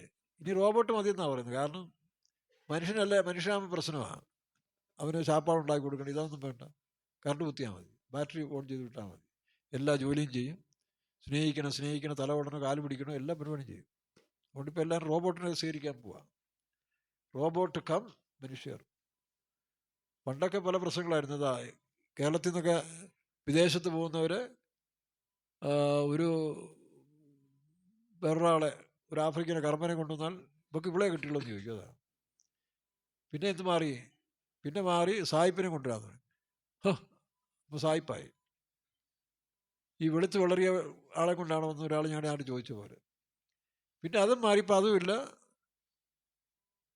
മിസ്സസ് ഫിലോമിനയും മിസ്റ്റർ ഫിലോമിനയും രണ്ടും അങ്ങനെ വന്നിരിക്കുകയാണ്. ഇനി അടുത്ത 4-ാം ഘട്ടത്തിൽ എന്ത് ചെയ്യുക? Robot, Mrs and Mr robot. ഈ കാലം വരികയാണ്. ഇതാണ് മനുഷ്യൻ്റെ വികസനത്തിൻ്റെ ഉച്ചകോടിയിലെത്തിയിരിക്കുന്നത്. ദൈവികവും സ്നേഹവും എല്ലാം മനുഷ്യൻ നഷ്ടപ്പെട്ടു. അതാണ് എതിർ ക്രിസ്തുവിൻ്റെ ഭരണകാലം. ആ ഭരണകാലത്തിൽ വാങ്ങാനും വിൽക്കാനും സാധിക്കണമെങ്കിൽ ഈ പറഞ്ഞ പോലെ എന്ത് ചെയ്യണം? നമ്പരേക്കണം. അപ്പോൾ ദൈവമക്കൾ ബാക്കിയുള്ളവരെങ്ങനെ ജീവിക്കും? അവർക്ക് ജീവിക്കാൻ വേറെ വഴിയുണ്ട്. എൻ്റെ നീതിമാൻ വിശ്വാസത്താൽ. പക്ഷെ അവരെ എതിർ ക്രിസ്തുവിൻ്റെ വാളിൻ വായത്തിലാൽ കൊന്നുകളയും. പക്ഷെ അവരെല്ലാം കൊണ്ട് യേശു വീണ്ടും ഈ ഭൂമിയിൽ വരുന്നതിന് മുമ്പ് ഒരു യുദ്ധമുണ്ടാകും. അതാണ് എതിർ ക്രിസ്തു. ഈ പറഞ്ഞ ക്രൈസ്റ്റിൻ്റെ പേരിൽ വരുന്ന വ്യാജ ക്രൈസ്റ്റും കർത്താവും കൂടെ ഒലിവുമലയിൽ ഏറ്റുമുട്ടും. വെളിപ്പാട് 19 വയ്ക്കുമ്പോൾ അവിടെ വെച്ച് മൃഗത്തെയും എന്ത് ചെയ്യും? തൻ്റെ വായിൻ ശ്വാസത്താൽ. വായിക്കാം. തൻ്റെ വായിൻ ശ്വാസത്താൽ ശേഷിച്ചവരെ കുതിരപ്പുറത്തിരിക്കുന്നവന്റെ വായിൽ നിന്ന് പുറപ്പെടുന്ന വാൾ കൊണ്ട് കൊന്ന് അവരുടെ മാംസം തിന്ന് സകല പക്ഷികൾക്കും തൃപ്തി വന്നു. മൃഗത്തെയും കള്ളപ്രവാചകനും പിടിച്ച്, മൃഗത്തെയും അതിന്റെ മുമ്പാകെ താൻ ചെയ്ത അടയാളങ്ങളാൽ മനുഷ്യരെ ചതിച്ച് മൃഗത്തിന്റെ മുദ്രയെ ഏൽപ്പിക്കുകയും അതിന്റെ പ്രതിമയെ നമസ്കരിപ്പിക്കുകയും ചെയ്ത കള്ളപ്രവാചകനെയും പിടിച്ചുകെട്ടി ഇരുവരെയും ഗന്ധകം കിടക്കുന്ന തീപ്പൊയ്യെ തള്ളിയിട്ടും. ഈ സമയം ദൂതന്മാരിങ്ങനെ റെഡിയായി നിൽക്കുകയാണ്. 7 വർഷത്തിൻ്റെ അവസാനത്തിൽ ഈ ലോക നേതാവും ആയ ക്രിസ്തുവും യേശു ക്രിസ്തു എന്ന ഒറിജിനൽ ക്രിസ്തുവും കൂടെ ഒലിവുമലയിൽ ഫേസ് ടു ഫേസ് ആയി വരുമ്പോൾ, നമ്മളിവിടെ എസെക്കിയേൽ വായിക്കുന്ന പോലെ അശൂര് തൻ്റെ മനുഷ്യൻ്റെ വാളല്ലാത്തതിനാൽ വീഴുമെന്നാണ്. അതിൻ്റെ വായിൻ ശ്വാസത്താൽ, അത് വാളാണ്. അപ്പോൾ അശൂരിൽ നിന്ന് വേണം, സിറിയയോട് ബന്ധപ്പെട്ട ഒരു യഹൂദനായിരിക്കും എതിർ ക്രിസ്തു ആണെന്നുള്ളതാണ് എൻ്റെ ഉൾപ്പെടെ ചില നിഗമനം, അനുമാനം. അങ്ങനെ ആകാം, may be or may not be. അപ്പോൾ എന്തു വായിക്കൂടെ, ഏതായാലും ഒരാൾ വരുമെന്നുള്ള സത്യമാണ്. അപ്പോൾ ആ 7 വർഷ ഭരണത്തിൻ്റെ അവസാനത്തിൽ കർത്താവ് തൻ്റെ വായിൻ ശ്വാസത്താൽ ഇവരെ ബന്ധിച്ചു കളയും. അതോടെ വെളിപ്പാട് ദിവസം 11:15 7-ാമത്തെ ദൂതൻ കാഹളം ഊതും. വായിക്കാം. 7-ാമത്തെ ദൂതൻ കാഹളം ഊതിയപ്പോൾ 7-ാമത്തെ ദൂതൻ ഊതിയപ്പോൾ ലോകരാജ്യത്വം നമ്മുടെ കർത്താവിനും അവന്റെ ക്രിസ്തുവിനും ആയി തീർന്നിരിക്കുന്നു എന്ന്. ലോകരാജ്യത്വം അവൻ്റെ ക്രിസ്തുവിന്. അതുകൊണ്ട് ഒരുങ്ങിക്കോണം കേട്ടോ. കളിയല്ല, സംഭവം നമ്മുടെ കൺമുമ്പിൽ കാണുകയാണ്. പാർസികൾ എന്ന് പറഞ്ഞാൽ അവരും അബ്രഹാമിൻ്റെ വംശത്തിൽപ്പെട്ടവരാണ് അല്ലേ? ഉൽപ്പത്തി പുസ്തകങ്ങൾ വായിക്കുമ്പോൾ ഏലാമിയർ ആരുടെ സന്തതികളാണ്? ഇവരെല്ലാം ഒറ്റ ഷേമിൻ്റെ സന്തതിയാണ്. ഹാം, പിന്നെ യാഫേത്ത്, ഷേം, സെമിറ്റിക്ക്. അവർ വളരെ ക്ലോസ് ആയിട്ടുള്ളവർ. ഈ ഇറാൻകാരും ഇസ്രായേലും വളരെ ക്ലോസ് ആയിട്ടുള്ള മനുഷ്യരാണ് കേട്ടോ. വായിച്ചേ 10:22 വായിച്ചേ. സേമിന്റെ പുത്രന്മാർ ഉൽപ്പത്തി പുസ്തകം 10:22. സേമിന്റെ പുത്രന്മാർ സെമിറ്റിക് സന്തതി. അതാണ് മെസോപ്പൊത്തോമിയയിൽ വലുതായി വന്ന ജാതി. അത് ചരിത്രം പറയുന്നില്ല, സെമിറ്റിക്ക്. അപ്പോൾ ആ സേമിൻ്റെ സന്തതികളാണ് സെമിറ്റിക് എന്ന് പറയുന്നത്. മറ്റു ആഫ്രിക്കൻ ജനതയാണ്, അല്ലെങ്കിൽ അങ്ങനെ കുടിയേറിപ്പോയവരാണ് ഈ പറഞ്ഞ ഖാമിൻ്റെ സന്തതികൾ. അവർ ശപിക്കപ്പെട്ടവരാണെന്നും പറയുന്നില്ലേ വാക്കിൽ? അത് വചനം പറയുന്നത് കേട്ടോ. എന്നിട്ട് എല്ലാവരും ശപിക്കുന്നതല്ല. അപ്പോൾ കാമിൻസ്, മറ്റേ യാഫേത്ത്, അതാണ് യൂറോപ്യൻ സന്തതികൾ. യൂറോപ്യൻ വംശക്കാരൊക്കെ ഈ മംഗോളിയനും പിന്നെ ഈ യൂറോപ്പിൽ കാണുന്നവരെല്ലാം യാഫേത്തിൻ്റെ സന്തതികൾ. അതുകൊണ്ടാണ് യാഫേത്തും സ്റ്റേമും എന്നും ഐക്യമായിരിക്കും. യൂറോപ്പും അമേരിക്കയും ഇംഗ്ലണ്ടും ഇസ്രായേലും ഒക്കെ ആയിട്ട് ഒരു വലിയ കണക്ഷൻസ് വയ്ക്കുന്നതിന് കാരണം അവരന്ന് മുതലേ ആ ബന്ധമുണ്ട്. അത് നിങ്ങൾ അധ്യായം വായിച്ചാൽ അറിയാം. അപ്പോൾ സെമിറ്റിക് സന്തതിപ്പെട്ടവരാണ് ഈ പേർഷ്യക്കാരും. വായിച്ചേ. സേമിന്റെ പുത്രന്മാർ ഏലാം, അശ്ശൂർ. ഏലാമ്യർ എന്ന് പറഞ്ഞാൽ ആരാ? ഏലാമ്യ ദേശം എന്ന് പറയുന്നതാണ് പിന്നെ പാർസികൾ, പേർഷ്യക്കാരെന്ന് വന്നത്. അവരാണ് പിന്നീട് ഇറാൻകാരായിട്ട് മാറിയത്. പേർഷ്യൻ സംസ്കാരം എന്ന് പറയുന്നത് വളരെ അഹസ്വേരോസ് രാജാവിൻ്റെ കാലത്ത് മുതൽ ഇന്ത്യ, എസ്തറിന്റെ പുസ്തകത്തിൽ വായിക്കുമ്പോൾ ഈവൻ ഇന്ത്യ ആൻഡ് എത്യോപ്യ, അപ്പോൾ ഇന്ത്യ മുതൽ എത്യോപ്യ വരെ വ്യാപിച്ചു കിടന്നൊരു സംസ്കാരം, വലിയ സാമ്രാജ്യം, നല്ല മനുഷ്യരായിരുന്നു, ഒരു വളരെ സ്റ്റാൻഡേർഡ്. പക്ഷേ ഈ മതം കയറി നോക്കണം, 7-ാം നൂറ്റാണ്ടോടുകൂടി ഈ രാജ്യങ്ങളെല്ലാം മതം കയറിയതിന് ശേഷം മതത്തിൻ്റെ പോരാട്ടത്തിലാണ് ഈ സംഭവിച്ചിരിക്കുന്നത്. അതുകൊണ്ടാണ് ഈ ഖുമേനി ആർക്കും ഇഷ്ടമില്ലാതെ വരുന്നത്. ഇപ്പോൾ ആവശ്യമില്ലാത്ത സ്ത്രീകളും മുടി കാണിക്കാൻ പാടില്ല, എത്രത്തിനെ കൊന്നേ. അതുകൊണ്ടാണ് അവർ രാജ്യത്ത് തന്നെ ഒരു ആഭ്യന്തരമായിട്ട് ഇതിനെതിരായി നിൽക്കുന്നത്. ഖുമേനി ഒഴിയണമെന്ന് പറയുന്നതിൻ്റെ കാരണം അതാണ്. അത് ഈ പ്രാവശ്യം മിക്കവാറും സാധിച്ചെടുക്കാനാണ് അമേരിക്ക നടക്കുന്നത്. ഇസ്ലാമിക രാജ്യങ്ങൾ പോലും അതിനെതിരാണ്. സൗദി, UAE, ബഹ്റിൻ, ഇതെല്ലാം ഈ പേർഷ്യൻ ഭരണത്തിനെതിരാണ്. 1979 ഷാ ഭരണം നിലനിന്ന കാലത്തിൽ ഇസ്രായേലുമായിട്ട് വലിയ ചങ്ങാത്തമായിരുന്നു, അമേരിക്കയായിട്ടും ബന്ധമായിരുന്നു. സമാധാനം നല്ല രീതിയിൽ പോയിക്കൊണ്ടിയ സമയത്ത് അതിനുശേഷം മതം വന്നു. ഇത് പറ്റി ശത്രുത്വം ഉണ്ടാക്കി, പ്രശ്നങ്ങളായി. അത് ഇനി വീണ്ടും മാറും. വീണ്ടും ഈ പേർഷ്യക്കാർ പഴയ സമാധാനത്തിലേക്ക് വരും. പേർഷ്യക്കാർ പൊതുവെ നല്ല മനുഷ്യരാണ്. ഉള്ള സാമ്രാജ്യത്തിൽ ഏറ്റവും നല്ലൊരു സാമ്രാജ്യമായിരുന്നു പേർഷ്യൻ.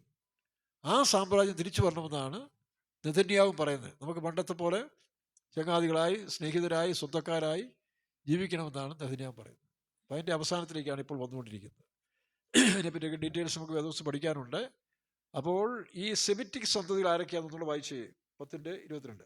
സേമിന്റെ പുത്രന്മാർ ഏലാം, ഏലാം, ഇവരെല്ലാം അവിടെ ആ പരിസരങ്ങളിൽ ജീവിച്ചു വന്നവരാണ്. ഏലാമ്യർ എന്ന് പറഞ്ഞാൽ പേർഷ്യക്കാർ. അടുത്തത് അശ്ശൂർ, സിറിയക്കാർ. ഇവരെല്ലാം ഒറ്റ കുടുംബമാണ്, മറ്റവരെ പോലല്ല. ഇവർ കുറച്ചുകൂടെ ഒരൊറ്റ കുടുംബമാണ്, ഷേമിന്റെ സന്തതികളാണ്. അസൂർ, സിറിയ, പിന്നെ അർപ്പഷാദ്, ഇനി അല്ലല്ലോ, ആരാമില്ലയോ? ലൂദ്, ആരാം. അർപ്പഷാദിന്റെ സന്തതികളാണ് പിന്നീട് വന്ന യഹൂദന്മാർ. അടുത്ത അധ്യായത്തിൽ വായിക്കുമ്പോൾ അർപ്പഷാദ് പ്രസവിച്ചതാണ് അബ്രഹാമിൻ്റെ തേരഹ്. അതൊരു ചരിത്രമാണ് കേട്ടോ, ഇപ്പം പറയാൻ സമയമില്ല, പിന്നീട് നമുക്ക് എപ്പോഴെങ്കിലും സംസാരിക്കാം. അപ്പോൾ അത് വന്നിട്ടാണ് ആ അധ്യായത്തിൻ്റെ അവസാനത്തിൽ നോക്കുക, അബ്രഹാം, പിന്നെ നാഹോർ, 3 പേരെ പ്രസവിച്ചു. തേരഹ് അല്ലേ? ആ വാക്യം ഒന്ന് വായിച്ചു. തേരഹിന് 70 വയസ്സായപ്പോൾ അവൻ അബ്രാം, നാഹോർ, ഹാരാൻ എത്രാം വാക്യം? 11:26 ഒന്നുകൂടെ വായിച്ച്. തേരഹിന് 70 വയസ്സായപ്പോൾ. ഇത് അർപ്പഷാദിന്റെ കേട്ടോ, ശ്രദ്ധിച്ചോണം. ഈ സേമിന്റെ വംശങ്ങളാണ് ഇതെല്ലാം. ഇത് യാഫേത്തുമല്ല, പിന്നെ ശ്രദ്ധിച്ചോണം, ഇത് യാഫേത്തുമല്ല, ഇത് കാമിന്റെ സന്തതികളുമല്ല, ഷേമിന്റെയാണ്. അവരൊരു ക്ലോസ്ഡ് കുടുംബമാണ്. അതിലാരൊക്കെയാ? അർപ്പഷാദിന്റെ സന്തതികളാണ്. പിന്നീട് നമ്മൾ വായിക്കുമ്പോൾ താഴോട്ട് വായിക്കുന്ന വന്ന് ഹാരാന്റെ വായിച്ചേ. തേരഹിന് 70 വയസ്സായപ്പോൾ അവൻ അബ്രാം, നാഹോർ, ഹാരാൻ എന്നിവരെ ജനിപ്പിച്ചു. അപ്പൊ ഈ നാഹോറൊക്കെ പിന്നീട് പോയി സിറിയയിലൊക്കെ പോയി താമസിച്ചത. ആ സിറിയയിൽ നിന്നും വന്ന സന്തതികളാണ് കാശ്മീർ പണ്ഡിറ്റുകളും. അങ്ങനെയാണ് പേര് തന്നെ നോക്കിയത്. നാഹോർ, നെഹ്റു എന്നൊക്കെ പറഞ്ഞ റിലേഷൻ ബന്ധം വന്ന് ഈ ആര്യന്മാരെന്ന് പറഞ്ഞ വംശങ്ങൾ വന്നതാണ്. ഇവരൊക്കെ അബ്രഹാമിന്റെ ഈ പറഞ്ഞ കുടുംബത്തിൽപ്പെട്ടവരാണ്. അപ്പൊ അതിൽ നാഹോറിന്റെ സന്തതികൾ, അതിലാണ് ഹിറ്റ്ലറൊക്കെ വാദിക്കുന്നത്. ജർമ്മൻകാരൊക്കെ ഇതുമായിട്ട് ബന്ധപ്പെട്ടവരൊക്കെ ഉണ്ടെന്നാണ് പറയുന്നത്, ആര്യന്മാർ. എന്നാൽ അബ്രഹാം, അത് നമ്മൾ ഒരു വിശ്വാസികളുടെ പിതാവ്. അതാണ് നമ്മുടെ സ്റ്റോറിയിൽ കാണുന്ന, കഥയിൽ കാണുന്ന വിഷയങ്ങൾ. അപ്പം ആരൊക്കെയുണ്ട്? ഏലാമ്യർ, പേർഷ്യക്കാർ, പിന്നെ അശൂർ, സിറിയ, അർപ്പഷാദ്, ലൂദ്, ആരാം. ഈ ആരാമ്യര് ടൈഗ്രീസ് നദിയുടെ നേരെ താമസിച്ചവരാണ്. ടൈഗ്രീസ് നദിയിൽ താമസിച്ചിട്ട് പിന്നീട് അവർ പേർഷ്യക്കാരിൽ എല്ലാം ഇത് മിക്ലിംഗ് ആണ് ഇതെല്ലാം. അപ്പം ഈ 4 പേരും ഒരൊറ്റ കുടുംബത്തിൽപ്പെട്ടവരാണ്. ആരൊക്കെ? ഏലാമ്യർ, പേർഷ്യക്കാര്, സിറിയ, പിന്നെ അർപ്പഷാദ്, ലൂദ്, ലൂദ്, അരാം. അതാണ് ലിദിയ ദേശം. അതാണ്. അപ്പോൾ ഇവർ വളരെ ക്ലോസ് റിലേഷനാണ്, മറ്റവരെ കുറച്ചുകൂടെ കസിൻസായി മാറി. അപ്പോൾ ഈ രാജ്യങ്ങളിൽ എന്താ സംഭവിക്കുന്നത് വേറൊരു കാര്യം, ഇതിനകത്തൊക്കെ ടെററിസ്റ്റുകൾ ഉണ്ടാകുമെന്ന് വേദപുസ്തകം പണ്ടേ പറഞ്ഞിട്ടുണ്ട്. ഈ കൂട്ടത്തിൽ അതുകൂടെ പറഞ്ഞ് അവസാനിപ്പിക്കാം. എസെക്കിയേൽ പ്രവചനം 30 വായിച്ചേ. എസെക്കിയേൽ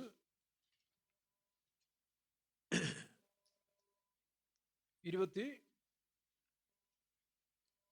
എത്രാം അധ്യായം?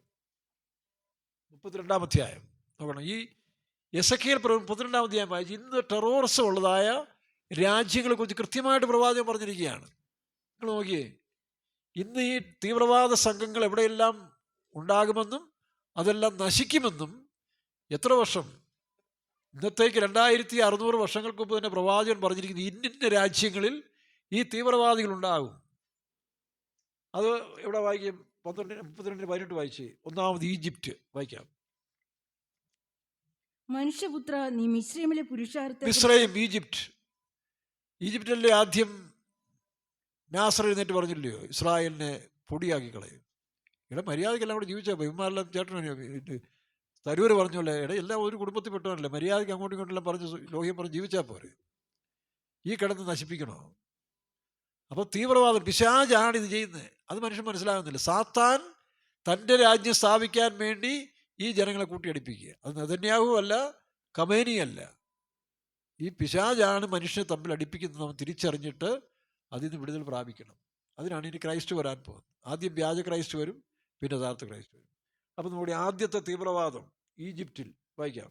മനുഷ്യപുത്ര, നീ മിസ്രൈമിലെ പുരുഷാരത്തെ കുറിച്ച് വിലപിച്ച് അതിനെ സ്തുതിപ്പെട്ട് ജാതിയുടെ പുത്രിമാരെയും താഴെ വായിക്കുമ്പോൾ ജീവനുള്ളവരുടെ ദേശത്ത് ഭീതി പരത്തുന്ന, ജീവനുള്ളവരുടെ ദേശത്ത് ഭീതി പരത്തിയ അവരെല്ലാവരും വാളാൽ നിഹതന്മാരായി വീണിരിക്കുന്നു. ഒരെണ്ണം രക്ഷപ്പെടുന്നുണ്ടെന്നോ? ഈ തീവ്രവാദ സംഘങ്ങളെല്ലാം ഒന്നൊടുങ്ങുകയല്ലേ.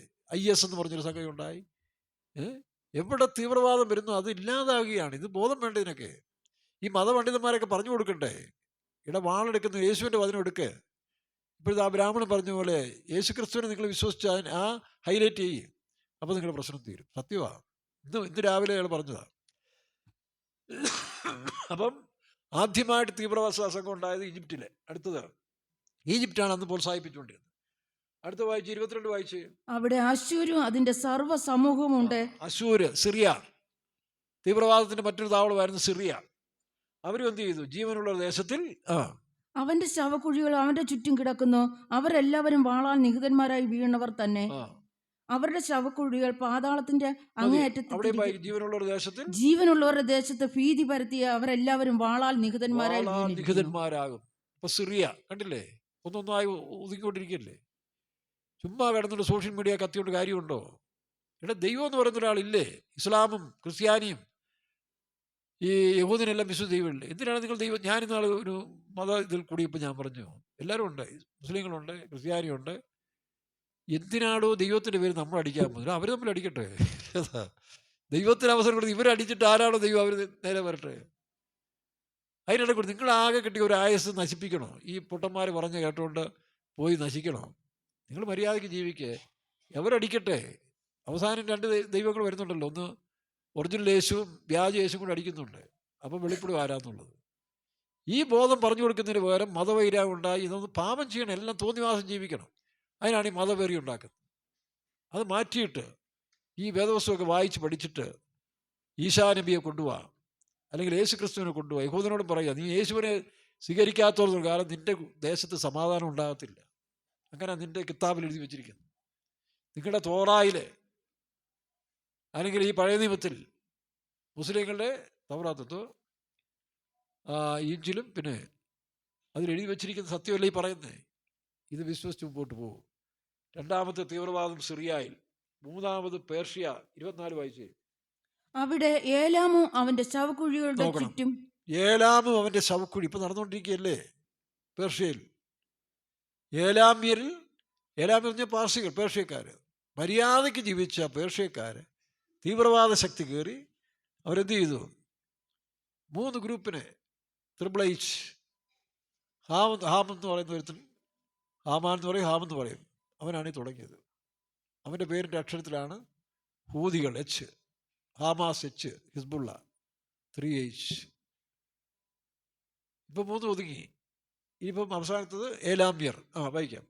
അവിടെ ഏലാമും അതിന്റെ ശവക്കുഴിയും ചുറ്റും അതിന്റെ സകല പുരുഷന്മാരും ഉണ്ട്. അവിടെ അവരെന്താ ജീവനുള്ളവരുടെ ദേശത്ത് അവർ നീതി പരത്തി, എങ്കിലും കുഴിയിൽ ഇറങ്ങുന്നവരോടുകൂടെ അവർ ലജ്ജ വഹിക്കുന്നു.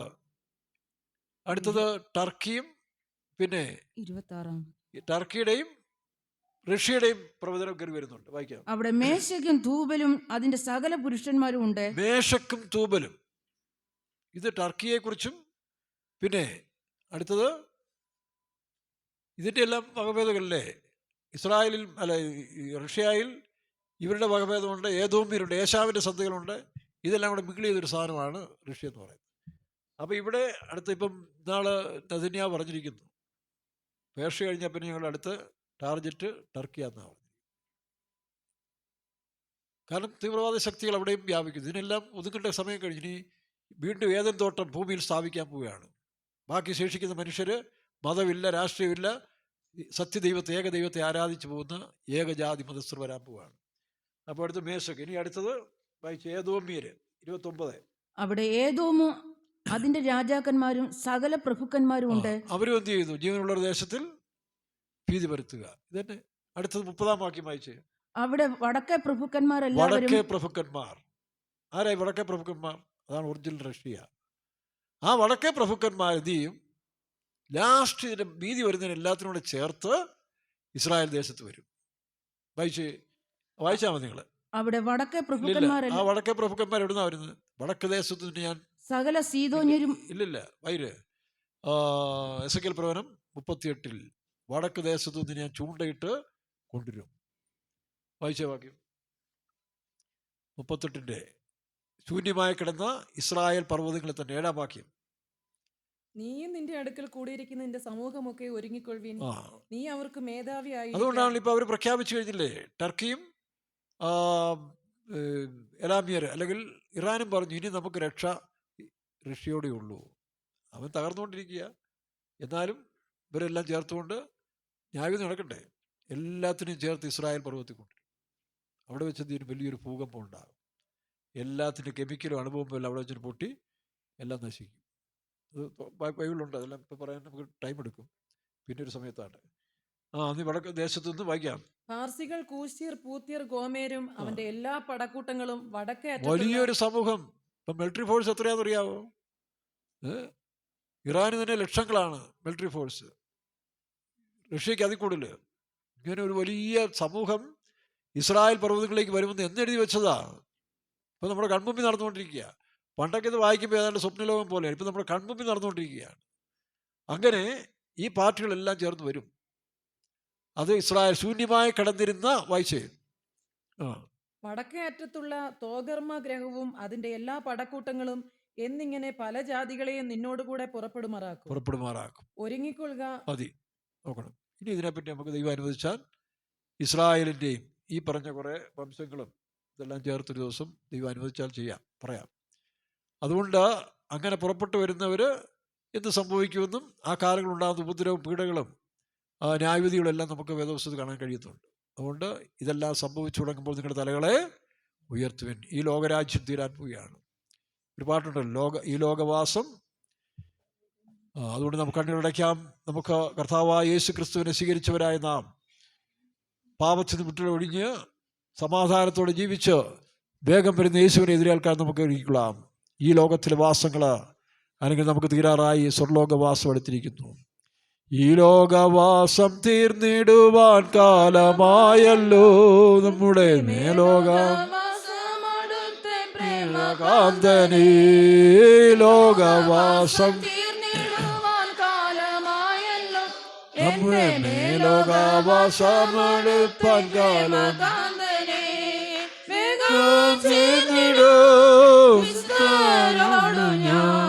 വേഗം ചേർന്നിടും വിശുദ്ധരും ലോകവാസം തീർന്നിടുവാൻ എന്റെ മേലോകവാസമെടുപ്പേമകാന്തനെ ഈ ലോകവാസം തീർന്നിടുവാൻ കാലമായല്ലോ എന്റെ മേലോകവാസമടുത്തെ